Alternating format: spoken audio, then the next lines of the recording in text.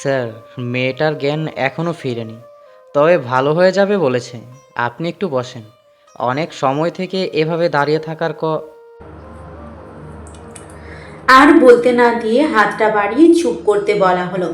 পাশের আর একটা ছেলে এগিয়ে এসে চেয়ারটা আর একটু টেনে দিল।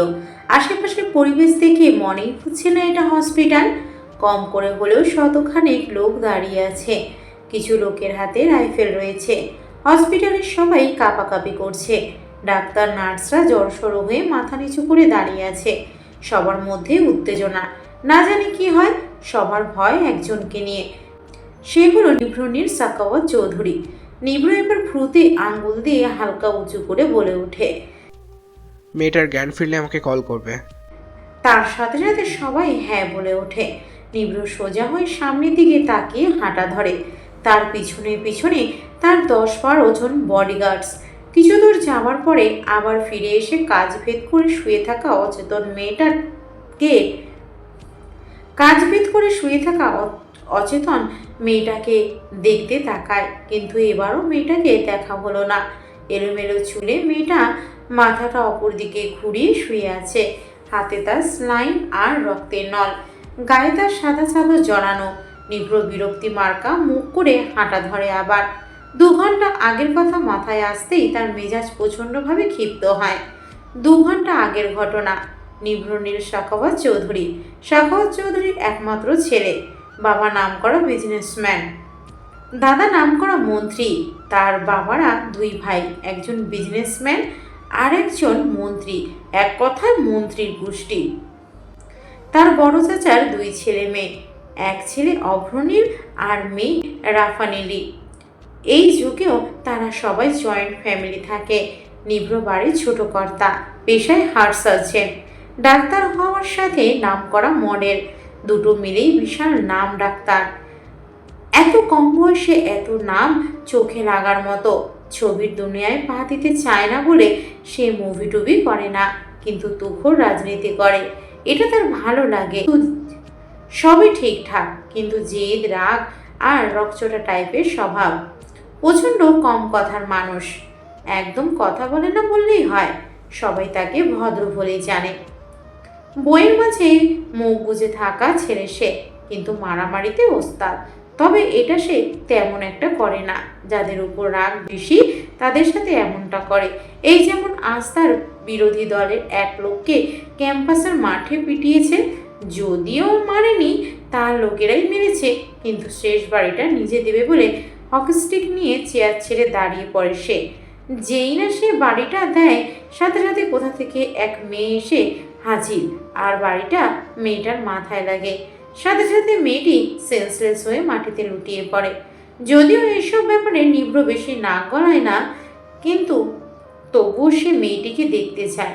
কিন্তু এলোমেলো চুলের কারণে আর এক সাইডের রক্তের কারণে সে ভালোভাবে মেয়েটিকে দেখার আগেই কোলে তুলে হাঁটা দেয়। আগেই বুঝতে পারে ব্যথাটা ভালোই পেয়েছে মেয়েটা, তাই নিজের ভুলের জন্যে এর ভালো ট্রিটমেন্টের ব্যবস্থা করেছে। কিন্তু কেন যেন তার এক নজর মেয়েটাকে দেখার ইচ্ছে হয়, তাই সে আবার আসবে বলে ঠিক করে। টিপ টিপ চোখে চারপাশে তাকিয়ে এক ভিন্নতা পরিবেশের সাথে আলাপ হয় সাফার। ভালোভাবে পর্যবেক্ষণ করে বুঝতে পারে সে হসপিটালে আছে। হাতে তার রক্তের নল আর এক হাতে স্লাইনের নল। ব্যাপারটা তার মোটেও পছন্দ হলো না। হঠাৎ কি মনে করে সে মাথায় হাত দিয়ে উঠে বসে। সামনে তাকাতেই এক চিৎকার। আপনি আপনি ওই মাসকালা? আপনি তোমার মাথা ফাটিয়েছেন তাই না? আপনার সাহস তো কম না। আপনাকে না আমি জেলে দিব। আর আমাকে হসপিটালে কেন আনা হয়েছে? এই এই, আপনাদের আবার আমার কিডনির দিকে লোভ নেই তো? হতেও পারে আমার কিডনি বিক্রি করে আইফোন কেনার ধান্দা আছে তাই না? আল্লাহ বাঁচাও। এই এইগুলো খোলো, আমি যাব। আর এই মাস্কারা ভূত, আমি না আপনার নামে কেস দিব। আমার বাবা একজন উকিল, তাও না নাম করা উকিল। সেই পর্যন্ত একটা কেসও হারিনি। আমি আপনাকে জেলের ভাত খাওয়াবো। জানেন কত মোটা চালের ভাত হয় সেখানে? জানতে হবে না, গেলেই বুঝবেন। এইসব সুইটুই খোলেন, ওই গরুর ডাক্তার এগুলো খোলেন, বাবাকে কল করেন, আমি বাসায় যাব। নিভ্র এত সময়ের বকবকানি শুনে এইমাত্র ম্যাগাজিন থেকে মুখ তুলে সামনে তাকায়। সে এক প্রকার বিরক্ত মুখেই তাকায়, কিন্তু মাস্কের কারণে তার মুখ দেখা যাচ্ছে না। নিভ্র সামনে তাকিয়ে একটু থমকে যায়। সে ভাবতে পারছে না এই শান্ত কিউট চেহারার পিছনে এত বাচাল এবং ঝগড়ুটে টাইপের মেয়ে, এটা সে মানতে পারছে না। যেভাবে তার নিজের মাই তার সাথে উঁচু গলায় কথা বলে না, সেখানে এই মেয়ে অনায়াসে চিৎকার করে কথা বলছে। সাউন্ড পলিউশন তার একদম পছন্দ না। তবুও সে এই মেয়েটাকে কিছু বলতে কেন পারছে না কে জানে। তার মোটেও একে কিছু বলতে ইচ্ছে করছে না। গোল গোল মুখের সাদা বিড়াল ছানার মতো মুখ, নীলাভ চোখের আড়ালে রাগ রয়েছে। চোখা নাকের ডগা লাল হয়ে আছে, ফুলা ফুলা গালে দুপাশে লাল আভা রয়েছে। মাথায় ব্যান্ডেজের উপর দিয়ে আবদ্ধ চুলগুলো ক্রমশ উড়াউড়ি করছে। আর মেয়েটা বিরক্তি নিয়ে কোমল হাতে তা সরিয়ে দিচ্ছে। মেয়েটাকে এভাবে স্ক্যানিং করে দেখার পর নিভ্র নিজের ভ্রুগুলো কিঞ্চিত উঁচু করে নিজের প্রতি বিরক্তি প্রকাশ করে। সে মোটেও এভাবে মেয়েদের দেখার ছেলে না। সাফা আবার চেঁচিয়ে মাথা ঝাঁকা দিয়ে উঠে। এই মাসকলা, আমাকে নিজের মোবাইলটা দিন তো, বাবাকে কল করব। আপনারা যে আমার কিডনির পিছনে লেগেছেন এটা তো বাবাকে বলতে হবে, তাই না? চোর কতগুলো। এই মেয়ে, পাগল নাকি তুমি? এত কথা কেন বলছো? আর জানো কার সামনে বসে আছো? স্যার রেগে গেলে সমস্যা আছে বুঝলে, জীবন নিয়ে টানাটানি হবে। আমাকে প্রকাশ্যে হুমকি ধামকি দিচ্ছে। আল্লাহ, ভাবা যায় কত ডেয়ারিং পার্সন। আপনাকে তো সবার আগে পুলিশের কেরানি খাবো মিস্টার কাবলাকান্ত। নিম্র এবার প্রচণ্ড বিরক্ত। এই মেয়ে কখন থেকে কী সব পাগলের মতো বলছে। সে তার বিয়ে আরুককে ইশারায় ডাকে আর বলে ওঠে, মেয়েটার বাবার নাম্বারে কল করো আর ওর চিকিৎসা সব খরচ দিয়ে দাও। গাড়ি বের করো, আমি যাব। বলে নিম্র উঠে দাঁড়াতে সাফা চিৎকার করে বলে ওঠে। এই চোর, পালাচ্ছেন কেন? দাঁড়ান বলছি, দাঁড়ান। নিভ্র এবার নিজেকে কন্ট্রোল করতে না পেরে ঝড়ের গতিতে সাফার কাছে গিয়ে তার দুই পাশের গাল চেপে ধরে গম্ভীর গলায় বলে ওঠে, এই মেয়ে, অনেকক্ষণ থেকে তোমার বকবকানি শুনছি। আমার সাথে কেউ উঁচু গলায় কথা বলে না, আর তুমি দেখছি আমাকে চোর বানিয়ে দিচ্ছ। সাবধান, আমার সামনে দ্বিতীয়বার আর যেন তোমাকে না দেখি। মাটিতে পুঁতে দিলেও কেউ খোঁজ পাবে না, তাই দূরে থাকবে। এক প্রকার প্রশ্ন ছুড়ে দিয়ে নিভ্র বেরিয়ে পড়ল। আর তার সাথে তার দলবল। সাফা এখনো শক্ট হয়ে বসে আছে। তাকেও তো কেউ জীবনে এইভাবে ব্যথা দেয়নি। কথাটা ভাবতেই তার চোখ জলজল করে উঠেছে। এক প্রকার কেঁদেই দিয়েছে সে। আবার কিভাবে খিলখিল করে হেসে ওঠে। তার সেকেন্ডে এভাবে পরিবর্তন দেখে ডাক্তাররা সবাই একবেলা ভয় পেয়ে ওঠে। না জানি পাগল হয়ে গেছে নাকি এটা ভেবে। সাফা আবার গম্ভীর মুখ করে পাশের এক ডাক্তারকে বলে ওঠে, মোবাইল আছে হুম তো দাঁড়িয়ে আছেন কেন? বাবাকে কল করুন। আবুল নাকি পেশেন্টকে অ্যাডমিট করতে গার্ডিয়ান লাগে, জানেন না? নাকি ফালতু হসপিটাল এটা একটা। নাম কি এই হসপিটালের? Apollo hospital. বাবা গো, এই পোলা তো দেখি আমার লাখপতি বাপরে ফকির করার ধান্দা। কত টাকা বিল হয়েছে? স্যার পেমেন্ট করে দিয়েছে। কি এত বড় সাহস আমাকে দয়া দেখানো! এই সাফাকে দয়া? শালা মাসকালা, তোকে তো আমি দেখে নিব। কুচি কুচি করে না আমি নিজেই স্যান্ডউইচ বানায় খাবো। হ্যাঁ, তাকিয়েছেন কেন? এলিয়েন নাকি আমি? কল করুন বাবাকে। ডাক্তাররা মনে মনে শিওর এই মেয়ের মাথায় কোনো গন্ডগোল আছে, কিন্তু নিজের চাকরি বাঁচাতে হবে। এই মেয়েকে কিছু বললে যদি ডাক্তার নিভ্র নীল তাদের চাকরি খায়, যদিও মেয়েটা নিভ্র নীলে কী হয় তার জানা নেই, তবে গুরুত্বপূর্ণ কেউ হবে হয়তো। তা না হলে নিভ্র নীলের মতো মানুষ এই মেয়েকে কোলে নিয়ে এই হসপিটালে আনতো না। ভাই, ছাপা তুই পাগল হয়ে গেলি নাকি? আমার তো মনে হয় মাথায় আঘাত লাগে তোর স্মৃতিশক্তি চলে গেছে। তা না হলে চিনিস না জানিস না একটা লোককে কীভাবে খুঁজে বের করবি বল? অবশ্যই পারবো, এটা কোনো বড় ব্যাপার না। বাবা বলেছে যে অন্যায় করে আর অন্যায় সহে দুজনেই সমান অপরাধী। বুঝলি ঝুমা, আমিও সেই মাসকালাকে ছাড়বো না। বিনা কারণে আমার মাথা ফাটিয়ে 15 দিন আমার সবচেয়ে অপছন্দের জায়গায় থাকতে হয়েছে। ওকে কি আমি ছেড়ে দেবো ভেবেছিস? No, never, impossible. এবার এক কাজ কর, অভি ভাইয়াকে কল দে। আবার অভিভাইয়া কেন? আরে উনিই তো ভালো স্কেচ করতে পারে, তাকে দিয়ে ওই মাস্কালার ছবি আঁকাবো। আরে সিআইডিতে দেখিস না ওরা কীভাবে স্কেচ করে মানুষ মানে ওই খুনিদেরকে খুঁজে বের করে, আমিও ওই লোকটাকে খুঁজে বের করব। হসপিটাল থেকে আসার পর থেকেই ঝুমার মাথা নষ্ট। বেচারি ভেবে পাচ্ছে না এই পাগলকে কিভাবে শান্ত করবে। আর সাফা তো সেই হসপিটাল থাকাকালীন থেকেই মাস্ক আলার থেকে নিজের প্রতিশোধ নেওয়ার প্ল্যানিং করছে। ঝুমার চট করে একটা কথা ভেবে আবার বলে ওঠে, সাফা দেখ, যদি উনি নিব্রনীল হয় তবে। আরে নিভ্রনীল খুব ভালো আর শান্ত প্রকৃতির মানুষ, সে কেন এমন গুন্ডাপান্ডার মতো মারামারি করবে বল? আমি জানি বুঝলি, ওই লোক পাক্কা গ্যাংস্টার টাইপের কিছু, তা না হলে এত লোক নিয়ে কেন ঘুরবে বল? হতেও পারে। ঝুমা নিরাশ গলায় বলে ওঠে। নিম্রনীল দেশের নামকরা মডেল হওয়ার প্রতি পেপারে ম্যাগাজিনে তার ছবি দিয়ে ভরানো থাকে। সাফা তাকে প্রথম দেখে ছোট খুব মোটো ক্রাশ খেয়েছে। তাই ঝুমা ভেবেছে এর কথাগুলো যদি কাজ হয়। যদিও সে জানে তার এই বান্ধবীর এই ক্রাশ খাওয়া কতটা ফাও। ঝুমা তো নিভ্রনীল বলতেই অজ্ঞান। আর এইখানে এই মেয়ে বলে চলবে, এর কোনো ঠিক ঠিকানা নেই।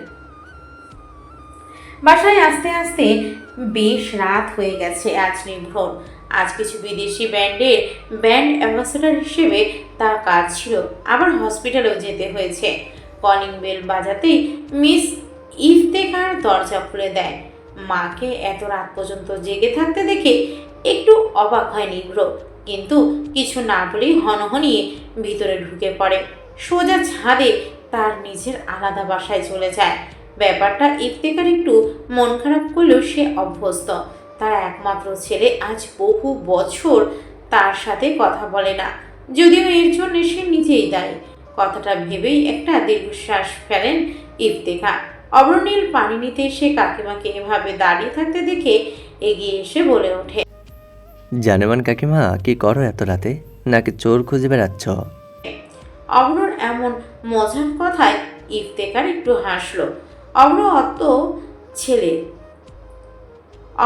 ছেলে, কত হাসি খুশি থাকে ও, আর সবার সাথেই কত মজায় মেতে থাকে। কিন্তু তার ছেলেটা যে কেন এত গম্ভীর হয়ে থাকে কে জানে। তার তো জানা মতে ছোট ছেলেরা বেশি মজায় থাকে, দুষ্টু প্রকৃতির হয়। কিন্তু তার ছেলে বাকিটা মনে পড়তে ইফতেখারের চোখে পানি চলে আসে। ওইসব কিছুর জন্যই উনি দায়ী, এটা সে ভালোভাবে বুঝতে পারছে। কাকির চোখে একরাশ হতাশা আর পানি দেখে অভ্র একটু সোজা হয়ে দাঁড়িয়ে পরে ব্যাপারটা সে ভালোভাবেই বুঝতে পারছে। তার প্রিয় কাকিমার মুখে হাসি ফোটাতে সে এক মজার বাক্য খুঁজতে শুরু করে। কাকিমা, তোমার রানগরু সানা হাসতে তার মানা, সেই সুপারস্টার এসে পড়েছে বুঝি? ইফতেখার আবার অশ্রুসিক্ত চোখে হেসে উঠে বলে, চলে এসেছে। যা খাওয়ার নিয়ে আমি বেড়ে দিচ্ছি, তুইও খাসনি না? এত কেন ভালোবাসিস ওই আকরুটারে? ও ভালোবাসার মানুষ, তাই এত ভালোবাসি বুঝলে? হেই ডাক্তার নির্বাণেল, সাথে আবার সুপারস্টার, এত বই পড়ে কি করবি ভাই? একদিন তো মরেই যাবি বল। অব্রর কথায় বুক স্লিপ থেকে মাথা কাত করে একবার অব্রকে দেখে নেয়। কালো ট্রাউজার, লাল টি শার্ট পরে হাতে দুটি খাবার প্লেট নিয়ে দাঁত বের করে দাঁড়িয়ে আছে অব্র। এই বাসার সবার মাঝে এই একটা লোকই তার সবচাইতে প্রিয় আর ভরসার মানুষ। যদিও দাদা, বাবা, বড় মা, রাফা সবাইকেই সে মোটামুটি পছন্দ করে, তবে এই একটা ছেলে ছাড়া তাকে ঠান্ডা করা মুশকিল। অগ্রদিকে এভাবে তাকিয়ে থাকতে দেখে সে প্রচণ্ড বিরক্ত নিয়ে বলে ওঠে, ওই শালা আর কতক্ষণ তোর প্লেট নিয়ে দাঁড়িয়ে থাকবো? চাকর পেয়েছিস নাকি? বই রাখ আর আমার কাছে এসে এই গাদা গাদা খাবারের প্লেট নিয়ে তাড়াতাড়ি হারি আপ। নিভ্র এবার মুচকি হেসে বই রেখে সামনে এগিয়ে আস্তে আস্তে বলে ওঠে, তুই তো আমার ফ্রি চাকর বুঝলে, আমার জামা কাপড়ও ধুয়ে দিস। দেখ কত ময়লা হয়েছে, ইস ঘৃণা লাগছে। তোর মতো এমন একটা স্মার্ট প্রফেসর আর চাকর থাকতেও আমার এমন অবস্থা, কি আর করব বল? তাই নাকি? তা দিস, কালকে ধুয়ে দেব। বলে হেসে ওঠে। এই কালকে তোর ফার্স্ট ডে অ্যাট কলেজ। এই এগুলো কেমন কথা? ফার্স্ট ডে অ্যাট কলেজে বহু আগেই পার করে এসেছি, কালকে তো প্রফেসর হিসেবে যাব। যাই হোক, তুই এত পেশা থাকতে ওই পেশায় কেন গেলি আমি বুঝতে পারছি না, একটু বুঝিয়ে বলবি? আরে বুঝছিস না কা, প্রফেসরদের বহু সুন্দর হয় বুঝলি, তার ওপর ফার্স্ট ইয়ারের মেয়েরা তো মাশাআল্লাহ সেই হয়, ওদের পড়াতে যাব বুঝলি। তুই যাবি মেয়ে পড়াতে, এটাও বিশ্বাসযোগ্য? তোর পেছনে তো অলমোস্ট সুন্দরীদেরই লাইন লেগে আছে। তুই যে মেয়েদের মাঝে সৌন্দর্য খোঁজোস না তা আমার জানা আছে, তবে যেটা খোঁজোস সেটা বল। মায়া খুঁজে বুঝলি, আমার জন্য লাইন লেগে থাকলে তোর জন্য তো ও সুইসাইডও করেছে, তবুও তো তুই ফিরেও তাকাস না। তোর আর আমার সব যখন মিলে তবে মেয়ের ব্যাপারও সেম অবস্থা হবে বুঝলি। না, আমার জীবনে আর যাই হোক মেয়েদের এন্ট্রি নিষেধ। এইসব বলে লাভ নেই, বিধাতা যা কপালে রেখেছে তাই হবে বুঝলি। আচ্ছা এটা সেটা বাদ, তোকে একটা ইম্পর্টেন্ট কথা বলার ছিল। বল। কাকিমার সাথে এভাবে বাজে বিহেভ করা ছেড়ে দে প্লিজ। কথাটা শুনে খাবার মুখে দিতে গিয়েও দিল না নিভ্র। খাবারটা প্লেটে রেখে কিছুক্ষণ চোখ বুজে থেকে বলে ওঠে, ওনার কথা আমি শুনতে চাই না, প্লিজ অন্য কথা বল, তা না হলে রুম থেকে যেতে পারোস। অব্র আর কথা বাড়ালো না। সে জানে এই ছেলেকে আর যাই হোক এই কথাগুলো বলে লাভ হবে না, শুধু শুধু খাওয়াটা মাটি হয়ে যাবে। দুই ভাই চুপ মেরে খাওয়ায় মনোযোগ দিল। সাফা তার বাহিনী নিয়ে কোমরে হাত দিয়ে দাঁড়িয়ে আছে। কপালে তার চিন্তার ভাঁজ। এই ভাঁজেরও কারণ রয়েছে। কারণটা হলো ভার্সিটির গুন্ডাপান্ডা স্টুডেন্ট। এই গুন্ডাপান্ডার লিডার সাহিন নামের এক ছেলে ভার্সিটির প্রথম দিন থেকেই সাফার পিছনে পড়ে আছে। আজ এর একটা সাহায্যের ব্যবস্থা করেছে সে। সাফা নিজের হাতের মার্বেলগুলো ঝুমাকে দেখিয়ে বলে ওঠে, এইগুলো ফ্লোরে ছুড়ে দিব, ওই বদমাইশ যখন থাপাং করে পড়বে। সাব্বির তুই পাশ দিয়ে হেঁটে যাওয়ার সময় এই লাঠি দিয়ে না পিছনে একটা বাড়ি দিবি বুঝলি। এমন একটা ভাব নিচ্ছিস মনে হচ্ছে অভি ভাইয়া ঝুমার সাথে 5 বছর আর তোর ঠিক আছে। সাফা ঘড়ি দেখছে আর মার্বেলগুলো হাতের মুঠোয় জড়ো করে রেখেছে। কেউ আসার সাউন্ড শুনতে পাওয়া মাত্রই দেওয়ালের কোণে থেকে সাফা বেরিয়ে সে ফ্লোরে মার্বেলগুলো ছড়িয়ে দিল। সামনে থাকা ব্যক্তির সাথে সাথে দ্রাম করে পড়ে গেল। আউস করে শব্দ করে ওঠে। সাফা এবার উপরে তাকাতেই হা হয়ে গেল। এটা কি হলো? আর এই লোকটাই বা কে? সে যাকে ফেলতে চেয়েছে এ তো সে না। তবে এই আবার কে? নতুন ইংলিশ স্যার নয় তো? কথাটা ভাবতেই সাফা জিহ্বায় কামড় দিয়ে নিজের মাথায় নিজেই হাত দিয়ে একটা বড় ঝাঁকা দেয়। সাবির এবার লাঠি নিয়ে পিছন থেকে মারতে যাবে, তার আগেই সাফা মাথা ঝাঁকিয়ে মারতে নিষেধ করে। কিন্তু সাব্বির বুঝতে পারছে না কি ইশারা করছে, তাই আবার লাঠি তুলে মারতে যাবে তার আগেই সাফা চেঁচিয়ে বলে ওঠে, মারিস না, উনি সেই অসভ্যটা না। বলে এগিয়ে এসে অগ্রর পাশে দাঁড়িয়ে পড়ে। আজ প্রথম দিন ছিল ভার্সিটির ক্লাস নেওয়ার। প্রথম ক্লাস ছিল ফাইন আর্টের ফ্যাশন ডিজাইনিং ডিপার্টমেন্টের ইংলিশ ক্লাস। আর প্রথম দিনে এমন ভয়াবহ একটা ঘটনা হবে অগ্র ভাবতেও পারেনি। কিভাবে ভাববে? এটা তো নার্সারি বা 1-2 ওর ক্লাস না, এটা ভার্সিটির ক্লাস। আর ভার্সিটির তো বাচ্চারা পড়ে না যে এগুলো করবে। অভ্র নিজের কোমরে হাত দিয়ে এখনো চোখ বুজে আছে। কুল মেজাজের ছেলে হলো, একবার রাগ উঠলে নিজেকে ঠিক রাখতে পারে না। এখন তার রাগ উঠছে, তাও প্রচণ্ডভাবে। আর যে এই কাজ করেছে তার কপালে খুব বড় ঝড় আছে। আর যে কি হবে এটা ভেবেই অভ্রের মাথা আরো খারাপ হয়ে যাচ্ছে। হঠাৎ একটা অনুশোচনা ভরা মিষ্টি কণ্ঠ কানে আসতেই অভ্র চোখ খুলে তাকিয়ে স্তব্ধ। তার 7 বছরের কেরিয়ারে এই প্রথম সে এত সুন্দর কাউকে দেখছে। এত কিউট মেয়ে হয় নাকি? ফুলা ফুলা গালগুলো আরো ফুলিয়ে হাতটা বাড়িয়ে সাফা বলে ওঠে, আম সরি, আসলে এমনটা হবে ভাবতে পারিনি। এটা আপনার জন্য ছিল না, কিন্তু আপনি হুট করে লাফিয়ে কোথা থেকে যে এলেন। সরি আবার। মাথা নিচু করে হাত বাড়িয়ে বলে ওঠে। অব্র তাকিয়ে আছে। আশ্চর্য মায়ায় গড়া এই মেয়ে। সে নিজের চশমাটা পাশ থেকে তুলে দেখে তা এক সাইডে ভেঙে গেছে। তবুও সেটা হাতে নিয়ে আর এক হাত বাড়িয়ে উঠে দাঁড়ায়। সাফার হাত ধরে উঠে দাঁড়িয়েছে সে। অভ্র এবার কোমরে হালকা ঝাঁকি দিতেই সাফা নিজের হাত ছাড়িয়ে বলে ওঠে, আল্লাহ, এত ভারী কেন আপনি? কি খান বলুন তো? হাত পুরোই ব্যথা হয়ে গেছে। অভ্র এবার পুরাই হাঁ। বলে কি এই মেয়ে? আমাকে ফেলে যে 12টা বাজিয়েছে সেদিকে তার খবরই নেই। এতক্ষণ অভ্রের এই মেয়েকে শান্ত মনে হয়েছে, কিন্তু এখন মনে হচ্ছে না, ভয়ঙ্কর হবে এই মেয়ে। তাই সেও একটু টিচারের মতো ভাব নিয়ে বলে ওঠে, you know who am I? Yes, এত যখন ইংলিশ ঠেলছেন নিশ্চয়ই আমাদের নিউ ইংলিশ টিচার। তো স্যার, আপনাকে স্বাগতম। আর হ্যাঁ, এইটার কথা কাউকে বলবে না। আপনি একটা পেইন কিলার খেয়ে নেবেন, আর কালকে এসে দাম বলে যাবেন কত হবে। 200 বা 300 টাকায় হবে, আমি বরং দিয়ে দিব, কেমন? আর ভুলেও ক্লাসে পানিশমেন্ট দিয়ে এই ঘটনার শোধ নেবেন না প্লিজ। এটা ভুল করে হয়ে গেছে। আমার আপনাকে এভাবে ফেলার সত্যি ইচ্ছে ছিল না। আপনার নিয়তিতেই পড়াটা ছিল, এখন আর কি করার আছে। তবুও আমি কিন্তু সরি বলেছি, মাফ করে দিয়েন। অভ্র চোখ বড় বড় হয়ে আছে, মুখের হা আরো প্রসারিত হয়ে গেছে।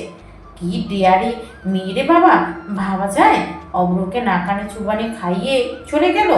সাফা এক দৌড়ে ক্লাসে ঢুকে গেছে, বুকে 2-3 বার থুতু দিয়েছে। ক্লাস চলাকালীন সাফার ভাবটা এমন যে সে আদর অভ্রকে শোনা আগে উঠো, কখনো সকাল দেখেনি। হয়ে গেছে। অভ্রর কোমরকে যে আধমরা করে দিয়েছে এটা তো তার কল্পনাতেও নেই। সাফার ভাব দেখে অভ্র আরো অবাক। হসপিটাল থেকে বাসায় এসেই নিভ্র শুনতে পায় অভ্র কোমরে ব্যথা পেয়েছে, তাই উপরে না উঠেই তার কাছে চলে যায়। কোমরে আইস ব্যাগ দিয়ে উবুদ হয়ে শুয়ে আছে অভ্র। শোয়া অবস্থা থেকেই বলে ওঠে, তা তুই চলে এসেছিস? দেখ না রে, কোমর কি গেছে নাকি আছে? নিভ্র সাদা শার্টের হাতার ভাঁজটা আরও তুলতে তুলতে নিজের স্টেথোস্কোপটা টেবিলে রেখে অ্যাপ্রনটা খাটের এক পাশে রেখে অভ্রর পাশে এসে বসে পড়ে। ডান হাতটা অভ্রর কোমরে রেখে একটু জোরেই চাপ দেয়। অভ্র প্রায় লাফিয়ে উঠে বসে পড়ে। নিভ্র নিজের শুষ্ক ঠোঁটজোড়া জিভা দিয়ে ভিজিয়ে বলে ওঠে, তোর কোমর জীবিত আছে, এবার বল ব্যথা কিভাবে পেলি? অভ্র কপট রাগ নিয়ে বলে ওঠে, শালা এত জোরে চাপ দেওয়ার কি ছিল? ওহ, ওই মেয়ে যতটুকু না ভেঙেছে তুই তোর থেকে বেশি ভেঙে দিলি। আজ থেকে আমাকে ভাইয়া বলে ডাকবি। কড়া ঘন্টা 6 মাসের বড় তোর। বড় ভাইয়ের সাথে এভাবে বেয়াদবির শাস্তি তো তোকে দিবই। নিভ্র সব কথাকে উপেক্ষা করে চোখ বাঁকিয়ে একটু ঝুঁকে বলে ওঠে, মেয়ে ভেঙেছে মানে? আরে আর বলিস না, আজ ভার্সিটির প্রথম দিনই এক ভয়ঙ্কর মেয়ের সাথে দেখা। মার্বেল ছুরি ফেলে দিয়েছে আমাকে একদম ধ্রাম করে। কি যে ব্যথা! তার উপর বলে কিনা সরি বলছি তো, অদ্ভুত। নিভ্রর কেন যেন হঠাৎ করেই হসপিটালে রেখে আসা সেই বকবক করা মেয়েটার কথা মনে পড়ে গেছে। সে না চাইতেই এমনটা কেন হলো এটা নিভ্র জানে না। নিজেকে একবার ঝাঁকিয়ে সে বলে ওঠে, তুই কি মেয়েটাকে এমনি এমনি যেতে দিলি? তা না হলে আর কি করব? সরি বলার সাথে সাথে বলে দিয়েছে তাকে যাতে আর কোনো শাস্তি টাস্তি না দিই। আর কি করার জানোস, ক্লাসে তার বাপ দেখে আমি নিজেই অবাক। তার বাপখানে এমন আমাকে চিনিই না, অথচ আমাকে ক্লাস শুরুর আগেই ফেলে চিৎপটাং করে দিয়েছিল। নিভ্র এবার বিরক্তি নিয়ে উঠতে উঠতে বলে ওঠে, ওষুধ পাঠিয়ে দিব রহমত চাচার হাতে, খেয়ে ঘুমাস। আর এত বকবক কিভাবে পারস? আহ, অব্রত রেগে বলে ওঠে, তুই রোবটের মতো থাকবি দেখে কি আমারও থাকবো নাকি? আর যা, তুই টায়ার্ড মনে হয় আজ। কটা অপারেশন করেছিস? 2টা। যা ফ্রেশ হ, আমি খাবার নিয়ে আসি। এই না, তুই ঘুমা, আমি নিজেই খেয়ে নিব। আর মেয়েটাকে মাথা থেকে ঝাড়। বলেই নিভ্র রুম থেকে নিজের রাখা জিনিসগুলো তুলে রুম ত্যাগ করে। অব্র বসে বসে ভাবছে, এই ছেলের যে কি হবে, আজ তো একটা নিরামিষ। স্যার, ওই মাশফিকে পাওয়া গেছে ঢাকা ইউনিভার্সিটিতে মাস্টার্স করছে। আপনি কি সেখানে আবার যাবেন?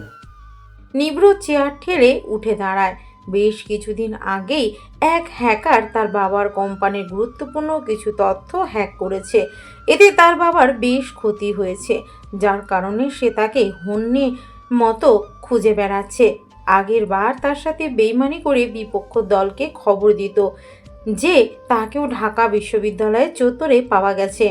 নিভ্রর মনে হচ্ছে সেখানে ভালো ছাত্রগুলো দিন দিন খারাপ হয়ে যাচ্ছে এইসব অপদার্থগুলোর জন্যে। মুখোশ পরে সেখানে লুকিয়ে থাকাই এদের কাজ। ছাত্র কেউ কিছু বলবে না, এটা জানে, তাই এই পদ্ধতির অ্যাপ্লাই করছে এরা। এদের একটা শিক্ষা তো দিতেই হয়। নিভ্র একটা বাঁকা হাসি দিয়ে বলে ওঠে, অবশ্যই যাব, তবে আদ্র যাতে না জানে আমি সেখানে গিয়েছি, যেহেতু ও সেখানকার professor. I think you understand. Yes sir. বলে আরিফ বেরিয়ে গেল। নিভ্রু নিজেকে রেডি করছে, মুখে মাস্ক, চোখে সানগ্লাস, হাতে গ্লাভস, কালো জ্যাকেট, পায়ে বুট পরে সেও বেরিয়ে পড়েছে গন্তব্য বিশ্ববিদ্যালয়।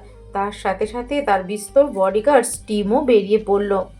সাফা রেডি হয়ে ভার্সিটিতে আসতেই সেই ছেলেটার সাথে দেখা, যে তাকে বিরক্ত করে।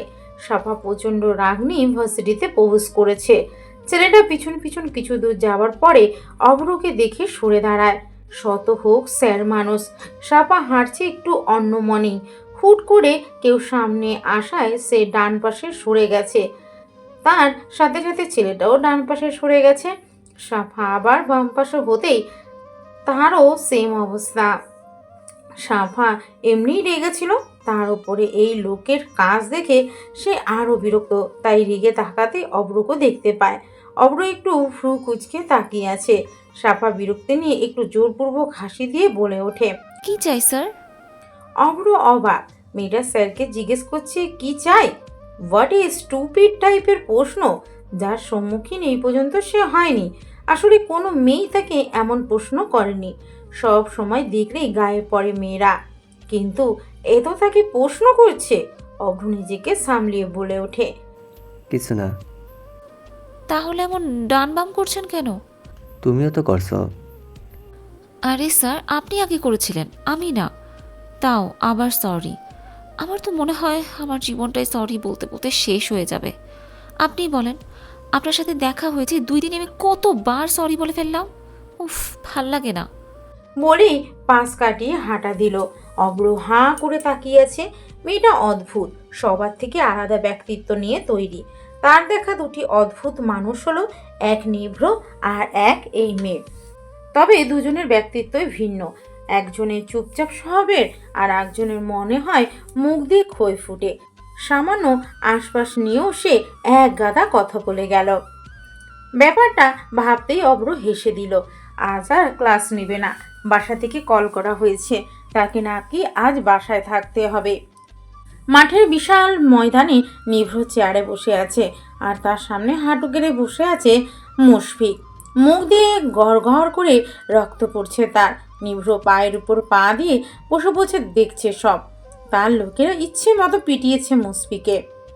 রক্তে সারা শরীর একাকার অবস্থা। এ যেন এক ভয়ঙ্কর দৃশ্য। তবে তা নিভ্রর কাছে মনে হচ্ছে না। সে নিজের মতো তাকিয়ে আছে। সাফা স্কেচ বানিয়ে ফেলেছে এবং সেটার সাথে নিয়ে ঘুরছে।